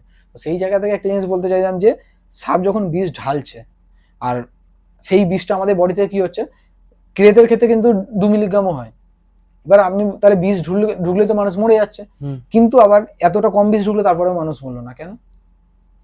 বিষ ঢুকলো কিন্তু মানুষ মরলো না, কারণ তার মিলিগ্রামটা কম। মানে আমাদের বডি সাপের বিষের সাথে লড়াই করতে পারে, কিন্তু কম হতে হবে, যেমন ঘোড়ার বডি থেকেও অ্যান্টিভেনাম তৈরি হচ্ছে, সেরকম আমাদের বডিও কিন্তু সাপের বিষের সাথে লড়াই করতে পারে, কিন্তু সেই বিষের মাত্রাটা কম হওয়া চাই। কারণ একটা সাপ কামড়ালে কেউ 60 মিলিগ্রাম, কেউ 40 মিলিগ্রাম বিষ ঢেলে দিচ্ছে, সেটার সাথে লড়াই করতে পারে না, কিন্তু যদি সেটা 12 মিলিগ্রামের নিচে হয় তাহলে তার সাথে লড়াই করে নিচ্ছে। তাহলে একটা মানুষের কত মিলিগ্রাম হলে বেঁচে যাবে? আলাদা আলাদা সাপের ক্ষেত্রে আলাদা আলাদা ভাগ না, না একটা মানুষের আলাদা আলাদা ক্ষেত্রে মানে আলাদা আলাদা সাপের জন্য একটা মানুষ। হ্যাঁ, এবার ধরুন একটা মানুষ যদি একটা আমাদের ইন্ডিয়ার যে বিশেষত সাপগুলো আছে যদি বলি আমি, কত মিলিগ্রাম আমার শরীরে দিলে আমি বেঁচে যাবো, দেখো, মারা যাবো sorry। মারা যাবো বলতে গেলে দেখো মানুষ হিসাবে আবার ভ্যারি করে। ধরো একটা মোটামুটি একটা ফিট মানুষ, তাকে যদি একটা ক্রেত 3 মিলিগ্রামের উপর বিষ ঢালে তাহলে সে মারা যাবে, 2 থেকে 3। একটা গোখরো যদি মানে 10 মিলিগ্রামের উপর ঢালে তাহলে মারা যাবে। একটা ভাইপার যদি 15 থেকে 16 মিলিগ্রামের উপর ঢালে তাহলে মারা যাবে। মানে এই বিষগুলোর এত পাওয়ার। মানে ভাবো কেউ মানে ক্রেতে সবচেয়ে বেশি, ক্রেত হচ্ছে 1 থেকে 2 মিলিগ্রামের উপর হলে, মানে 2 থেকে 3 মিলিগ্রামের উপর হলেই মারা যাবে। ঠিক আছে, তাহলে তার নিচে হলে কিন্তু মারা যাবে না। কিন্তু একটা সাপ তো 1-2 মিলিগ্রাম ঢালবে না, ঢাললে মিনিমাম 10 থেকে ক্রেত মিনিমাম 20 থেকে 30 মিলিগ্রাম ঢালবে, তো মানুষটা মারা যায়। ক্রেতের ফলস বাইট হয় না ওই জন্য। যা ফলস বাইট হয় গোখরো বা কেউটে বা ভাইপার, ক্রেতের হয় না, হবেই না। ক্রেত কামড়ানো মানে বিষ ঢালবেই ঢালবে, কারণ ওর দাঁতটা এতটাই ছোট, ও কামড়ানো মানেই ওর মাড়িতে প্রেসার পড়ছে, মানে বিষ গ্রন্থি মুখের ওপরে দুদিকে দুটো গ্রন্থি হয়, ওতে প্রেসার পড়া মানেই বিষ বেরিয়ে যাবে। আর তখনই যেই বিষটা বেরিয়ে গেল দাঁতের মাধ্যম থেকে, দাঁতটা হয় সিরিঞ্চির মতো কত, প্রথম দিকে একটু ছুঁচ থাকে, সিরিঞ্চি যেমন প্রথম দিকটা ছুঁচ কোনো এনে একটু উপর দিকে কিন্তু গর্তটা আছে, যেখান দিয়ে মানে যেটাই আমরা দিচ্ছি বডিতে পুশ করছি সেটা বেরোয়। তো সাপের দাঁতটাও ঠিক সেম, প্রথম দিকে ছুঁচ, একটু ওপর দিক করে একটা গর্ত আছে, যেখান থেকে ওর ভেনাম গ্ল্যান্ড থেকে প্রেসারের মাধ্যমে ওখানে ঢুকছে, তো বডিতে ঢুকছে। এটা হচ্ছে মেন কনসেপ্ট সাপেদের। এবার দেখো বহু কিছু আছে, বাট এটা মেন কনসেপ্ট, এইভাবে সাপ বিষ ঢালে আর এইভাবেই মানুষ মারা যায়। তো এই সাপগুলোর যে বিষগুলোকে নিয়ে মানুষ মানে ওষুধের কাজে লাগায়, শুধু অ্যান্টিভেনাম তৈরি হয় তা তো নয়, বহু রকম রোগের জন্য ওষুধ কেমন তৈরি হয়। কেমন রোগ একটু বলো না। যেমন আমার কনফার্ম তো অতটা আমার জানা নেই এর সম্বন্ধে, যেমন আমরা যতদূর জানি ক্যান্সারের জন্য অনেক কিছু হয়, কেমোর ক্ষেত্রে কিছু ওষুধ কাজে লাগে। হ্যাঁ হ্যাঁ, মানে ক্যান্সারের জন্য কেমোর ক্ষেত্রে এরকম, তারপর ব্লাড কোথাও যে ক্লট হয়ে যায় সেইগুলো ছাড়ানোর জন্য অনেক জায়গায় অনেক টাইমে এসব সাপের দেখো, আমি কনফার্ম একদমই 100% গ্যারান্টি বলছি না, কিন্তু ওষুধের কাজে লাগে, ওষুধের কাজে লাগে, অনেক ওষুধ তৈরি হয়। দাদা আমি না মাঝে মাঝে পেপারে দেখি উত্তর দিনাজপুর, দক্ষিণ দিনাজপুর, বা বলতে গেলে যদি আমরা পশ্চিমবঙ্গের উত্তরবঙ্গ যদি দেখতে পাই, সেখানে নানান টাইপের বাচ্চা, বয়স্ক, মানে আমাদের সব রকম বয়সী মানুষ সাপের কামড় খায় একদম। এবং তাদের সেই রাজ্যে, সরি রাজ্যে বলবো না, সেই জেলাতে অ্যান্টিভেনাম নেই এবং পাওয়া যায় না। দেখো কারণটা কেন, মানে এটার কারণটা কি? আজকে কলকাতাতে পাওয়া যায়, কলকাতার প্রত্যেকটা হসপিটালে, মোটামুটি কলকাতার প্রত্যেকটা হসপিটালে পাওয়া যায়। এবং সবচেয়ে বড় প্রবলেম হচ্ছে এটা আমাদের বলতে পারি একটু ফল্ট নেই, আমাদের চাই সরকারি ফল্ট বা যাই হোক একটা ফল্ট, যে এখনো বহু জায়গায় অ্যান্টিভেনাম পৌঁছায়নি। আমিও মানছি এখনো অনেকের জায়গায় ঠিকঠাক তুমি দেখেছো তোমার সাথে এরকম ঘটেছে, এরকম কোনো ঘটনা? হ্যাঁ, কিছু জায়গায় আমার খবর, আমাকেও তো যত রেস্কিউ মানে কামড়া বাইট হলে আমার কাছে কল আসে, এরকম হয়েছে, অনেক জায়গায় ঘটনা হয়েছে যে অ্যান্টিভেনাম নেই বলে পাঠিয়ে দিচ্ছে। মেন হচ্ছে অ্যান্টিভেনাম আছে কি নিয়ে আমরা কনফার্ম জানি না, হয়তো আছে কিন্তু ওখানে সেই ডক্টর নেই যে ট্রিটমেন্ট জানে, সেই কারণে হয়তো অন্য কোথাও পাঠিয়ে দিয়েছে। কারণ সাপের ট্রিটমেন্ট এখনো অবধি খুব কম ডক্টর তারা করে, মানে ঠিকঠাক ভাবে জানে। এটা হয়ে যাচ্ছে সবচেয়ে বড় চাপ। সাপের ডাক্তার কি খালি অ্যানিমেল ডক্টর? না না না, মানুষেরই ডাক্তার, কিন্তু কিভাবে ট্রিটমেন্টটা করব সেই প্রসেসটা খুব কম লোক জানে। কারণ আপনি কোথাও গেলেন, গিয়ে তাকে ডাইরেক্ট তাকে নির্বিষ সাপ কামড়েছে বা কিছু কামড়েছে, তাকে পরে স্পট 3টে অ্যান্টিভেনাম অবধি কোনো প্রবলেম নেই, 90 মিলিগ্রাম অবধি কোনো প্রবলেম নেই, তার উপরে গেলে কিন্তু তার জন্য প্রবলেমজনক, তার শরীরে র্যাশেস হতে পারে, মানে অ্যালার্জি আসতে পারে, নানা রকম প্রবলেম হতে পারে। তো কিন্তু কিছু কিছু জায়গায় এরকম খবর পাওয়া গেছে, মানে আমার কাছে খবর এসছে যে বাইট হয়েছে, তারপরেও তাকে প্রায় 3টে থেকে 4টে ভাইরাল অ্যান্টিভেনাম দিয়ে দেওয়া হয়েছে, 4-5টা ভাইরাল অ্যান্টিভেনাম দিয়ে, কিন্তু তাকে নির্বিষ সাপ কামড়েছে। প্রথমে নিয়ম হচ্ছে 3খানা ভাইরাল অ্যান্টিভেনাম দেওয়া, তারপর তাকে জাজ করা তাকে কি হচ্ছে, তার প্রবলেমটা কি হচ্ছে, তবে নেক্সট ট্রিটমেন্ট বাড়ানো হয়। তো সে বাইট দেখে বুঝতেও পারছে না যে সেটা? না না, কেউ ওইভাবে কনফার্ম, আমি বললাম না, বোঝা যায় না, 100% গ্যারান্টি কেউ দিতে পারে না। 100% গ্যারান্টি কিভাবে দেবে? একটা দাগ পড়ে আছে, পেরেক ফুটেছে কি কাঁটা ফুটেছে কেউ জানে না, রাত্রিবেলা জঙ্গলে কোনো কাজ করতে গেছে বা বাথরুমের দিকে যাচ্ছে, টয়লেটের দিকে যাচ্ছে, একটা ফোঁটা দাগ রক্ত বেরোচ্ছে দেখছে ঘরে এসে, কি করে জানবে কি হয়েছে? সে সিধে হসপিটালে ছুটলো, ডাক্তার দেখবে না কি হয়েছে না হয়েছে, কারণ এটাই নিয়ম। আমি দেখবো না, আমি আগে ওকে টিটানাস দেবো, তারপর হচ্ছে ওকে 3টে অ্যান্টিভেনাম দিয়ে দেবো। এতে প্রবলেম হচ্ছে না শরীরে? এতে প্রবলেম হবে, 3টের উপর গেলে প্রবলেম হতে পারে, তাই জন্য 3টে দেওয়ার পর তাকে ততক্ষণে ব্লাড চেক হচ্ছে, ব্লাড চেক হওয়া চালু হয়ে গেছে, ব্লাড চেক হচ্ছে, ততক্ষণে 3টে দেওয়া হলো, 3টে স্যালাইনের মাধ্যমে 3টে তার বডি নিচ্ছে, নিতে নিতে এবার দেখছে তার প্রবলেম কি হচ্ছে, তার ব্লাডটা জমছে কি কি হচ্ছে, সেই চেক আপটা হলো, হয়ে দেখছে যদি কোনো প্রবলেম হয় তখন তাকে আস্তে আস্তে ট্রিটমেন্ট বাড়ানো হচ্ছে, এবং তার প্রবলেম শুরু হচ্ছে নানা রকম, তখন তার ট্রিটমেন্ট আলাদাভাবে বাড়ানো হয়, এবং যদি সেই হসপিটালে না থাকে তখন অন্য হসপিটালে রেফার করে। তো তোমার এনজিওতে এই অ্যান্টিভেনাম কি দেওয়া যাবে না? এটা কি সরকারি ভাবে? অ্যান্টিভেনাম হচ্ছে একটা ড্রাগস, তো ড্রাগস কন্ট্রোলে যদি এ থাকে, লাইসেন্স থাকে, তবেই তারা এই ড্রাগস রাখতে পারে, আর যেটা একমাত্র হসপিটালরা পায়। আমরা অনেক জায়গায় শুনেছি না, সাপ পাচার হয়, ভেনাম পাচার হয়। সাপ সাপ কি কারণে পাচার হয় আমরা শুনেছি, নেশা করার জন্য, কিন্তু আমাদের এটা জানতে হবে সাপ দিয়ে নেশা করা যায় না, ডাইরেক্ট সাপ থেকে নেশা করা যায় না। জিবে? হ্যাঁ, যেগুলো বলা হয় এগুলো সম্পূর্ণ ভুল, নেশা করা যায় না। কারণ ব্লাডের সাথে রক্ত মেশা মানেই সেই মানুষটাকে মেরে ফেলবে। সবাই ওই বিদেশে, আমি ঠিক ওনার নামটা ভুলে যাচ্ছি, ওনার মতো নয় যে সাপের একটা জিনিস হচ্ছে, সাপের বাইট খেয়েও একজন মানে কিছুজন বেঁচে থাকে, যেমন একজন আছে সাপের বাইট খেয়েও বেঁচে, অনেক রকম সাপের, এমনকি পৃথিবীর বিশেষ সাপেরও বাইট খেয়েছে স্যার, মানে ব্ল্যাক মাম্বার অব্দি বাইট খেয়েছে, র্যাটেল স্নেকের বাইট খেয়েছে, কিন্তু বেঁচে আছে। আচ্ছা, আপনাদের জন্য একটা আমি টাচ দিচ্ছি, আমি ঠিক নামটা এখন মনে পড়ছে না, আর মনে পড়লে এখন বলবো না, আপনারা কমেন্টে জানান তার নামটা কি। হ্যাঁ, বিদেশি লোক সাপের বাইট খেয়েছে বহুবার, বেঁচে ছিল, বাট পরে সে সাপের বাইটেই মারা যায়, মানে একটু ভুল, একসাথে দুখানা না তিনখানা বাইটের জন্য। তো তার নামটা অবশ্যই কমেন্টে জানান। এরকমও কিছু মানুষ আছে কিন্তু। তার শরীরে কি মানে হয়েছে যার জন্য ফলে সে হচ্ছে প্রথম থেকে, আমি প্রথমেই বললাম না, সাপের বিষ হচ্ছে বডি বের করে দেয়, আমাদের বডিতে ক্ষতি করতে দেয় না, একটা মিলিগ্রামের ওপর গেলে সে ওই মিলিগ্রামটা আস্তে আস্তে বাড়িয়েছে, মানে আস্তে আস্তে বাড়িয়েছে। প্রথম দিকে অ্যান্টিভেনাম রাখতো, আস্তে আস্তে আস্তে আস্তে বাড়িয়েছে, বুস্ট করেছে, করে সে ওইভাবে একটা পর্যায়ে চলে গেছিল যে তখন তাকে যদি নর্মাল সাপ কামড়াতো তার কিছু হতো না, কারণ তার বডি ওই বিষটাকে অ্যাবজর্ব করা, তার বিষটার সাথে লড়ার ক্ষমতাটা পেয়ে গেছে। দাদা, এই বিষয়টা নিয়ে কথা বলার আগে তুমি বলছিলে যে চাণক্য নিজের রাজা চন্দ্রগুপ্তকে বিষ দিত। এটা শুধু চাণক্য বলে নয়, এটা বহু রাজারাও করতো, যেটা হয়তো গল্প কথা, ঠিক কি ভুল এর তো আমি সত্যতা যাচাই করছি না, এরকম বহু জায়গায় ছিল যে চাণক্য যেমন নিজের রাজাকে বিষ দিত, যে তাতে অন্য কোথাও যদি খাবারে বিষ মিশিয়ে কেউ মারতে যায়, এটা তাকে না মারতে পারে, তো অল্প অল্প অল্প অল্প বিষ দিয়ে তার বডিতে সেই ইমিউনিটি তৈরি করা হতো, যাতে সে বিষে না মারা যায়। তো সেরকমও কিছু ছিল যাদেরকে আমরা নাগিন কন্যার কথা শুনেছি না বহু জায়গায়, যে একটা মানুষ নাগ হয়ে গেল, কোনা তুলে উঠে গেল, কিন্তু এই কাহিনীটা কতকটা এইখান থেকে শুরু হয়নি, এই কাহিনীটা বহু বছর আগে রাজত্ব আমল থেকে শুরু হয়েছিল।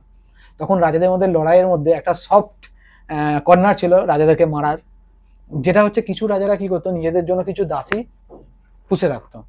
যেমন আমরা সেই টাইমে কিছু, শুধু দাসী নয়, সেই টাইমে কিছু প্রথা ছিল, যেমন দাসী রাখার। সেকেন্ড হচ্ছে নিজেদের যে বডিগার্ড রাখতো তাদেরকে কিন্তু যেমন আমরা জানি ছাগলদের খাসি করা, সেরকম মানুষদেরকে কিন্তু এরকম করা হতো, বডিগার্ডদেরকে, মানে তাদের পুরুষত্বটা, বিশ্লেষণ করে বলো, মানে বুঝতে পারছি না। তাদের পুরুষত্বটা আটকে দেওয়া হতো, তাদের বীর্যপাত বা এটাকে বন্ধ করে দেওয়া হতো।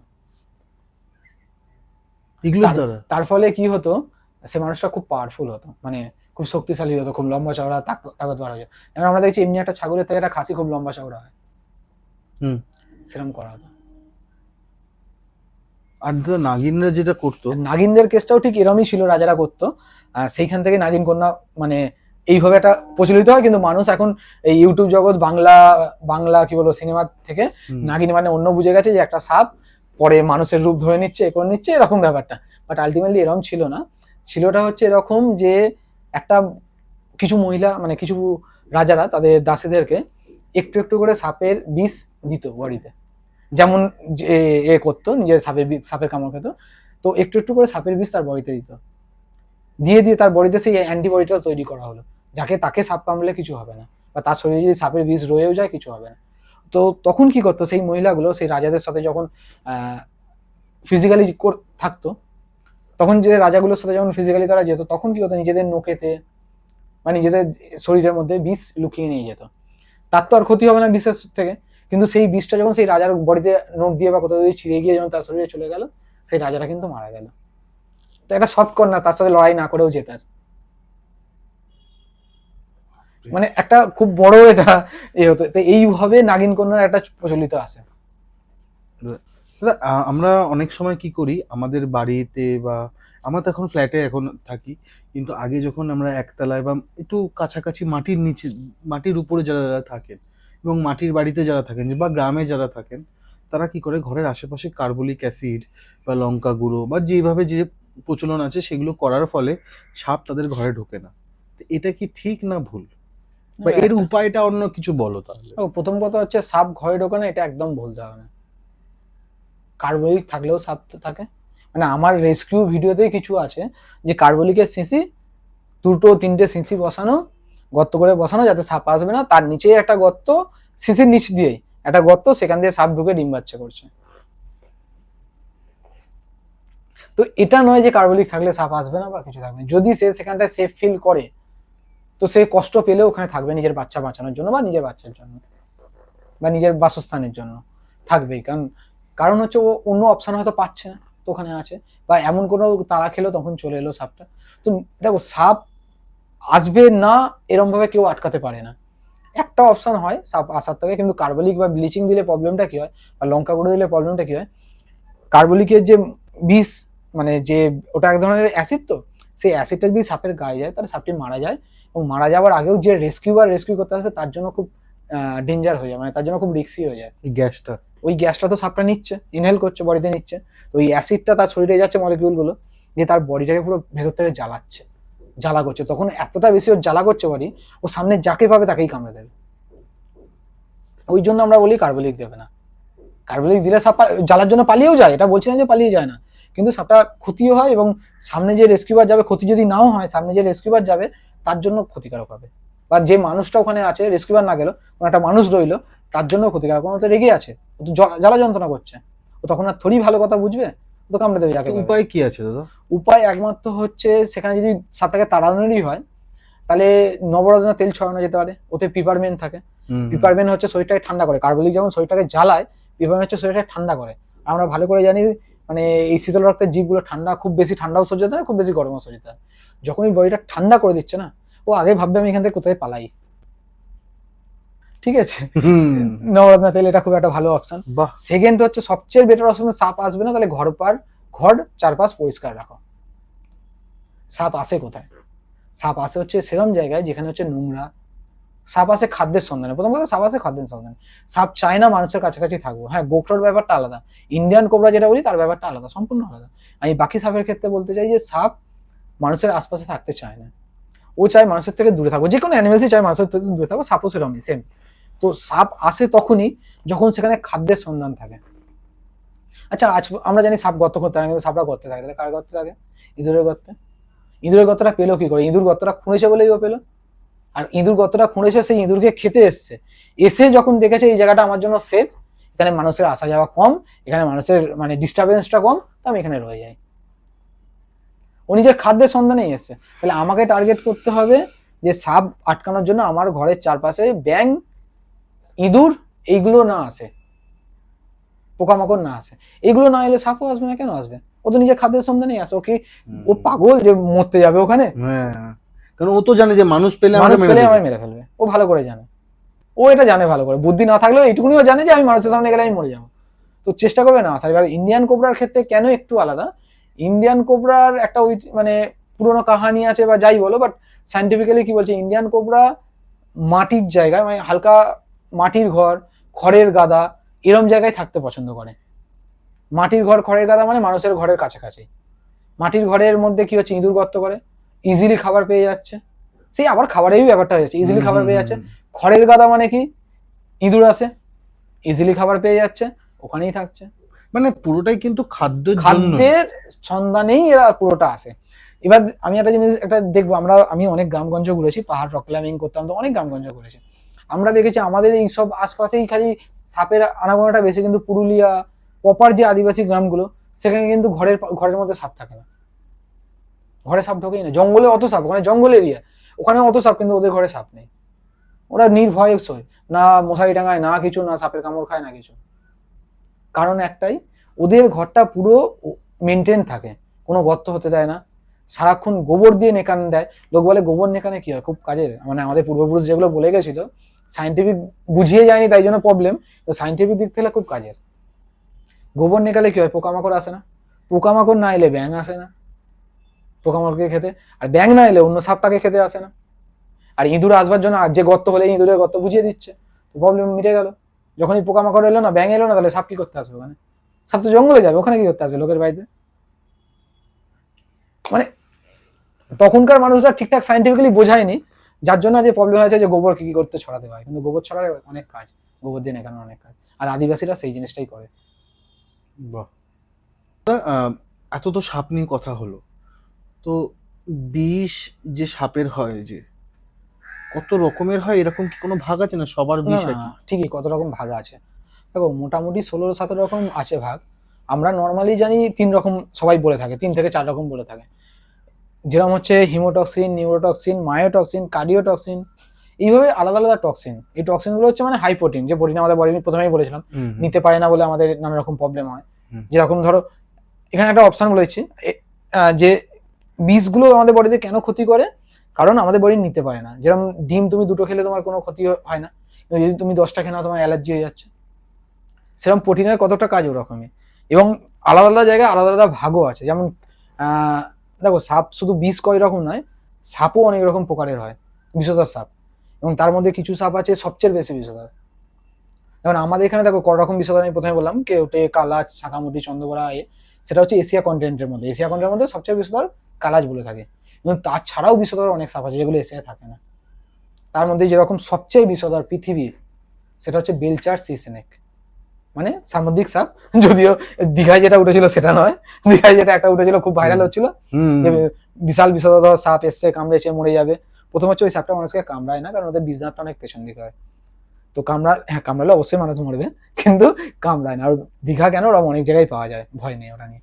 ওই লোককে ভুলভাবে বোঝানো হয়েছিল, বলেই করা হয়েছিল। আর সি স্নেক নিয়ে আমাদের রিসার্চটা খুব কম। কেন? কারণটা হচ্ছে সি স্নেক চট করে মানুষকে বাইট করে না, তো ওর অ্যান্টিভেনাম নিয়ে রিসার্চ করার কোনো দরকারও নেই। বেকার রিসার্চ করে পয়সা খরচা করে কোনো লাভ নেই। ওই জন্য রিসার্চ যারা আছে তারা ওটাকে নিয়ে অতটা রিসার্চ করে না। কারণ মানুষের বাইটের এই নয়, ওরা জলের ওপরে এলে বেশিক্ষণ বাঁচতে পারে না, চ্যাপটা হয়, তো জলের ওপর এলে বেশিক্ষণ বাঁচতে পারে না। তারপর হচ্ছে কি, ওর পর যদি সেকেন্ড কোনো বিষধর থেকে থাকে, মানে স্থলে প্রথম, জলেরটা হচ্ছে পৃথিবীর সবচেয়ে বিষধর। আর যদি স্থলে সবচেয়ে বিষধর বলা হয়, তাহলে হচ্ছে সেটা ইনল্যান্ড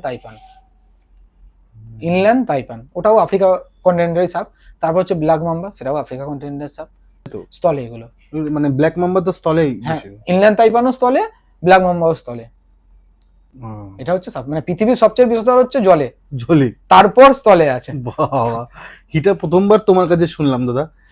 পৃথিবীর বিষধর সাপ কিন্তু জলে, এতে নেই, ডাঙায় নেই, জলেই আছে, স্থলে নেই। আর সে মানুষকে কামড়ায় না, নামেই বিষধর, মানুষকে কামড়ায় না। ও এতটাই গভীরে থাকে যেখানে মানুষকে যেতে গেলে হয় স্যুট পরে যেতে হবে, আর স্যুট ছাড়া গেলে তো সে এমনি মরে যাবে। তো সাপ কামড়া নাই কামড়া যায় আসে না। আমরা একদমই লাস্টের দিকে আছি দাদা, অনেক গল্প হয়ে গেল, জানি না কতক্ষণ হলো।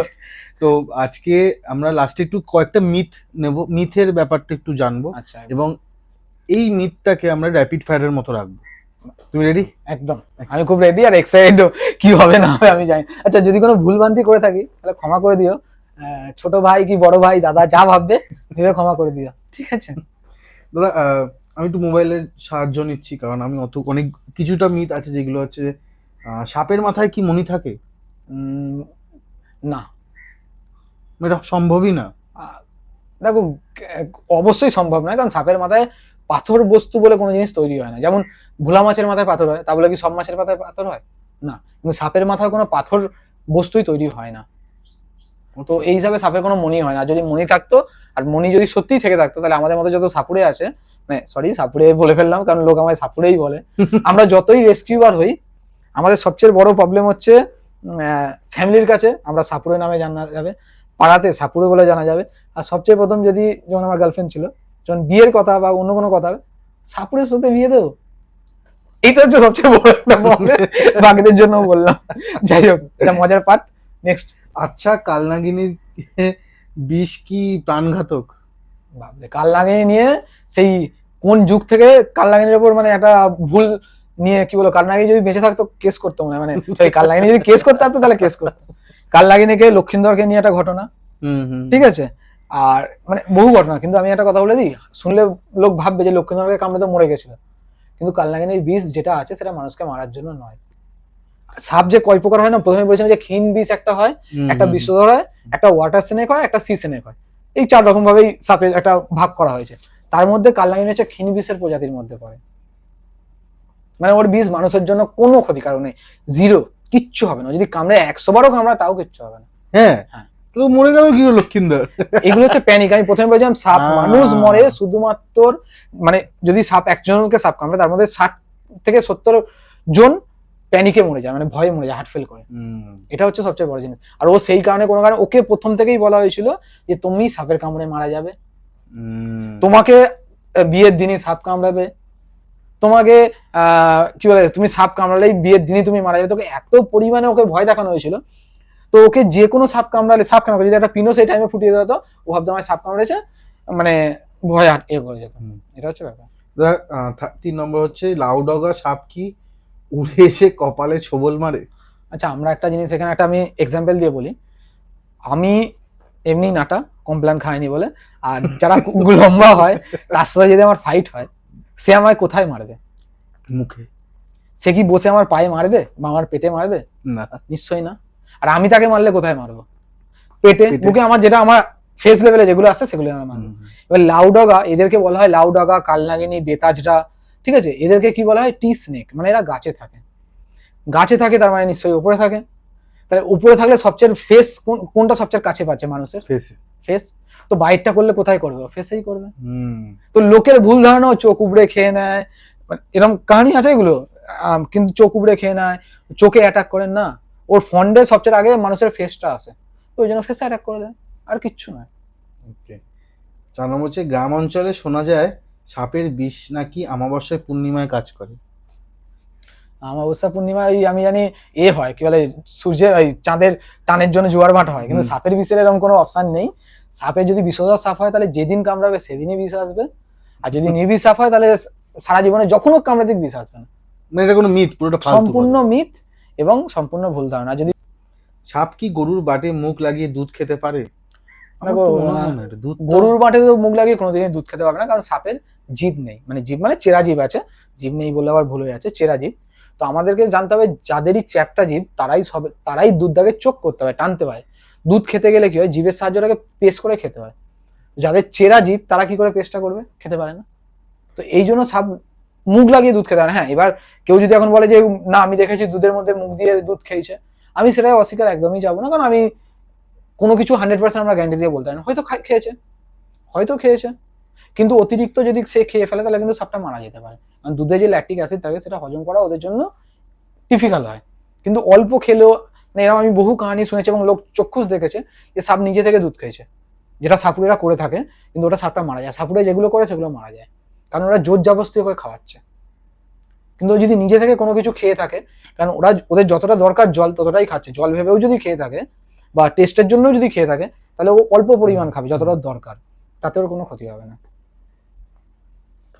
একটা হচ্ছে সাপ মিলনের সময় লাল গামছা গায়ে দিলে নাকি টাকা পয়সা হয়।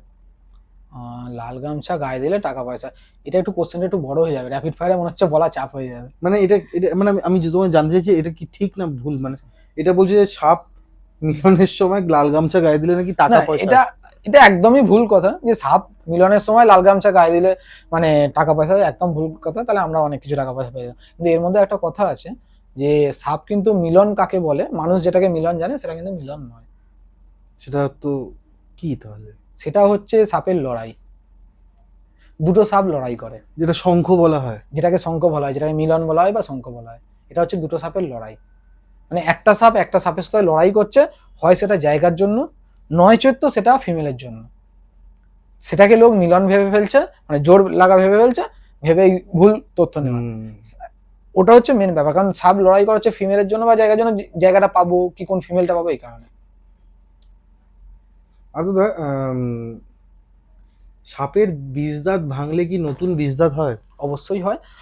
সাপের বিষ দাঁত মানে বিষ যে দাঁতটা হয় না, ওদের ভেতরে আগে থেকে একটা নতুন দাঁত হয়েই থাকে। আমরা যদি নাও মানে মানুষ যদি কেউ ভেঙেও যায় আর যদি নাও ভাঙে, তো অটোমেটিক্যালি ওরা বিষ দাঁত আবার খুলে গিয়ে আবার নতুন বিষ দাঁত তৈরি হয়ে যাবে অটোমেটিক একটা টাইম পর। হ্যাঁ, আমরা একবার একটা কথা বলেছিলাম তখন বাইটের টাইমটায়, যদি মনে থাকে, যে একটা সাপের বিষধর সাপের দুটোও দাঁত হতে পারে, 3টেও হতে পারে বা 4টেও দাঁতে মানে বাইট মার্ক হতে পারে। কেন বলেছিলাম? কারণ সাপের দাঁতটা হচ্ছে এরকম সার্কেল টাইপের, মানে ভেতরে একটা দাঁত আছে, উপরে একটা দাঁত আছে, এই দাঁতটা বড় হতে হতে এই দাঁতটা সাইড থেকে খুলে যাবে। তো যখন বাইটটা করছে হয়তো এই দাঁতটা তখনও খোলেনি, এই দাঁতটা আটকে রয়েছে, এই দাঁতটাও রয়েছে, তো 4টে দাঁত হতে পারে। আমরা অনেকবার দেখেছিলাম ভাইপারের 3টে-4টে করে দাঁত, মানে কিন্তু একটা দাঁত খুলে যাবে, ওটা থাকবে না, ওটা কিছুদিনের মধ্যে খুলে পড়ে যাবে। ঠিক আছে, তা এই কটাই দাদা মিথ ছিল আমাদের। কেমন লাগলো কেকে পডকাস্ট? তোমার second podcast I think. Second নয়, আমার মনে হয় এটা থার্ড বা ফোর্থ। কেমন লাগলো কেকে পডকাস্ট? কেকে পডকাস্ট মানে আমি সত্যি কথা বলবো, এই প্রথম কোনো পডকাস্টে আমি আমার মনের কথা খুলে বললাম। জানি না এর জন্য কি প্রবলেম হতে পারে বা কি হতে পারে, কারণ আমি আমার নিজের পার্সোনাল লাইফে আমি এখানে বলে বললাম, আজ পর্যন্ত কোনো পডকাস্টে আমি গিয়ে বলিনি, মানে সেইভাবে হয়তো নিজেকে সেই মানুষটার সাথে হয়তো সেইভাবে আমি করতে পারিনি, বা তারা এই কথাগুলোকে নিয়ে হয়নি, গুরুত্ব দেয়নি বা কিছু দেয়নি, তো সেই হিসাবে আমার বলা হয়নি। আমি বেশিরভাগ রেস্কিউ ব্যাপার নিয়েই কথা হয়েছে। আর আমার সত্যি বলছি, এখানে এসে নিজের মনে হয়েছে তো বলে ফেলেছি, না দাদা গোপন কথা বেরিয়ে পড়েছে। তুমি একটু মন থেকে হালকা অনেক আজকে। অবশ্যই খুবই হালকা, মানে অনেকদিন ধরে, তখন যদি এতটাও কষ্ট ছিল না, কারণ আমি এর আগে যত পডকাস্টে গেছিলাম তখন আমার যার সাথে আমার এখন এক্স ছিল আমার লাইফে, তো এতটা কষ্ট ছিল না, তো এইসবে এত কষ্ট মানে হালকা হওয়ার ব্যাপারটা ছিল না এতটা, তখন হ্যাপিই ছিলাম। কারণ একটা লাইফ কি হচ্ছে, একজন চলে যাওয়ার পর হয়তো চলে গেছে তো কোনো যায় আসে না, মানে অনেক লোক বলতে পারে, বাট আমার লাইফের হাসি বা খুশি, যার যাওয়ার সেই বোঝে। আমার হাসি খুশি সবকিছুই ও ছিল, কারণ ওর জন্যই আমি মানুষকে বেশি করে ভালোবাসতে শিখেছিলাম। ভালো অবশ্যই বাসতাম, বাট ওর শেখানোর তরফ থেকে বা ওর সাথে থাকা অবস্থায় বেশি হাসতে শিখেছিলাম, বেশি আরো হ্যাপি থাকতে শিখেছিলাম, যেটা চলে যাওয়ার পর সেগুলো বন্ধ হয়ে গেছে, আর কিছুই না। হয়তো মুখে হাসছি বাট অন্য কিছু হচ্ছে, এটা হচ্ছে ব্যাপার। থ্যাংক ইউ দাদা, থ্যাংক ইউ সো মাচ। মানে এরকম মনের মানুষ যাতে আমার পডকাস্টে আরো আসে, তাই জন্য আপনাদের। আচ্ছা, আমি সকলের জন্য একটা কথা বলি, একটুখানি থামিয়ে দিয়ে বলছি, আমাকে দেখে আবার তোমরা কেউ দুঃখ পেও না, আমি এরমই ছোট থেকে বড় হয়েছি, তো আমার জন্য কোনো ব্যাপার নয়, কষ্ট হলেও আমি সার্ভাইভ করে নিই, কারণ জঙ্গলি মানুষ তো সার্ভাইভ খুব ভালো জানি, যে কোনো পরিস্থিতিতে নিজের সার্ভাইভ করে নিতে পারি, তো কষ্ট পেও না। আর কিছু বলার আছে কি? আমার আছে যে এরকম মনের মানুষ যদি মানে সমাজে থাকে, মানে আমি জানি না দাদাকে আমি কি বলবো, দাদার সাথে আমি 3-4 মাস ধরে কথা বলার পর আজকে তোমার একটা ডেট পাওয়া গেছে। আমি জানি তুমি খুব ব্যস্ত থাকো, ব্যস্ত বলতে আমি বললাম আমি 3-4 মাস সত্যি কথা বলছি, আমি মেন্টালি উইক, আমি কোনো কথা বলবো মানে আমি সেই কথাটা বলতে গেলে আমার কি অবস্থা আমি জানি, এখনো হচ্ছিল। অনেকে যারা দেখছে তারা ভাবছে যে দাদা তুমি অনেক ভাবে এসছো, কিন্তু বিশ্বাস করবেন সমীরণ বাড়ি সকাল 10টার সময় বেরিয়েছে মেদিনীপুর থেকে, আমার এখানে পাকসার কাছে এসছে, এবং এখান থেকে আবার কয়েকজনের সাথে দেখা করবে দাদা। আমি বললাম যে তার আগে একটা কথা বললাম যে আমি মেদিনীপুরে গেছিলাম, তার কারণ বলছিলাম না ফরেস্টের সাথে কিছু কাজ করার কথা চলছে, তো সেই কাজের জন্যই আমরা গেছিলাম।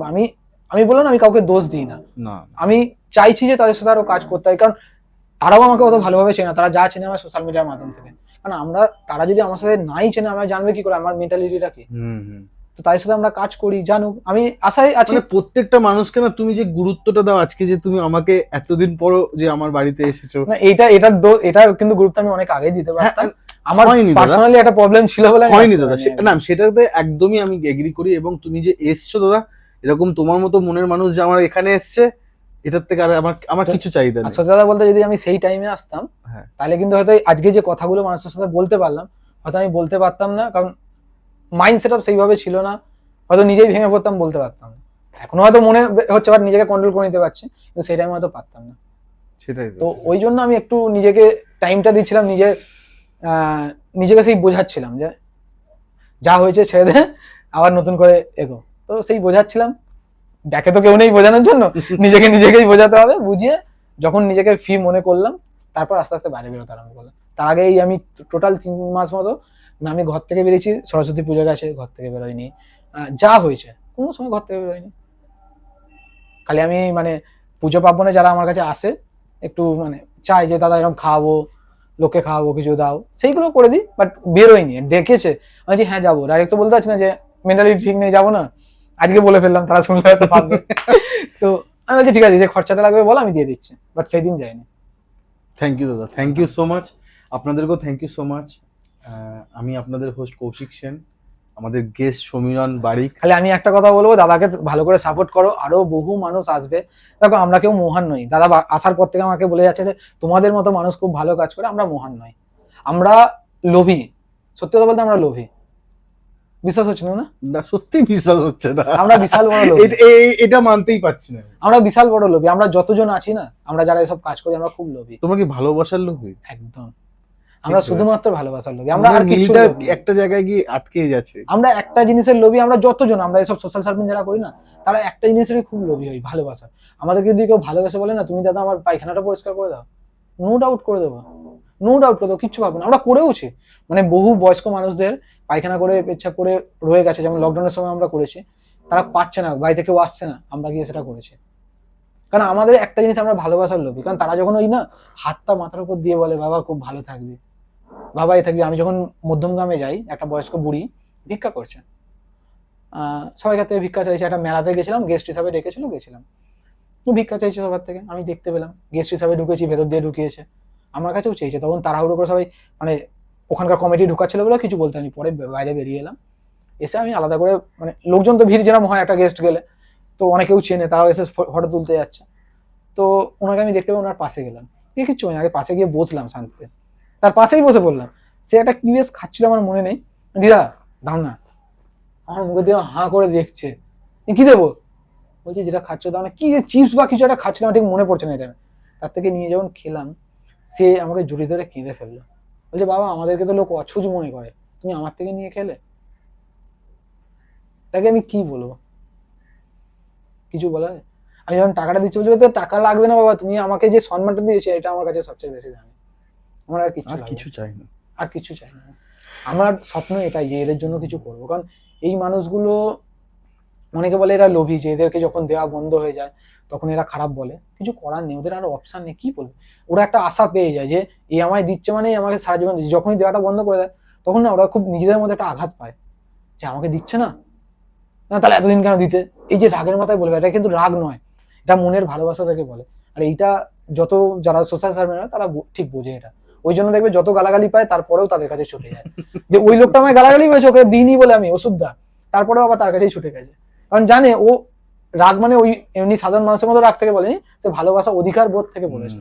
আর ওইটারই লোভী আমরা, যত আমরা আছি, মানে যারা সোশ্যাল সার্ভেন্ট করে তারা সবাই ওইটারই লোভী, একটু ভালোবাসা, একটু আদর, মানে ভালোবেসে একটু ডাকা, এই যে বাবা বলে ডাকার। আমি ছোট থেকে দিদার কাছে বড় হয়েছি, তো আমার দিদাদের প্রতি একটা আলাদা টান আছে, আমি কেন জানি না, দিদাদেরকে দেখলাম একটা আলাদা টান, কেন দিদা এসছে কি অবস্থা দেখা করবে, দিদাদের প্রতি আমার একটা আলাদা টান, কেন জানি না, গিয়ে সেই দাদার কাছে থাকা, মানে দিদারা না একটা ভালোবাসার এটা জানে, এখনকার বাচ্চারা সেই জিনিসটাই করে, আমার সেই খুব ভালো লাগে, বাচ্চাদের আর দিদাদেরকে খুব ভালো লাগে।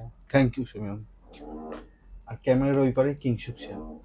সকলকে থ্যাংক ইউ আমাদের এই এতক্ষণ ধরে পডকাস্ট শোনার জন্য। আশা করবো যে তোমরা সাবস্ক্রাইব করবে, আর দাদা চ্যানেলটাকে খুব তাড়াতাড়ি বাড়িও।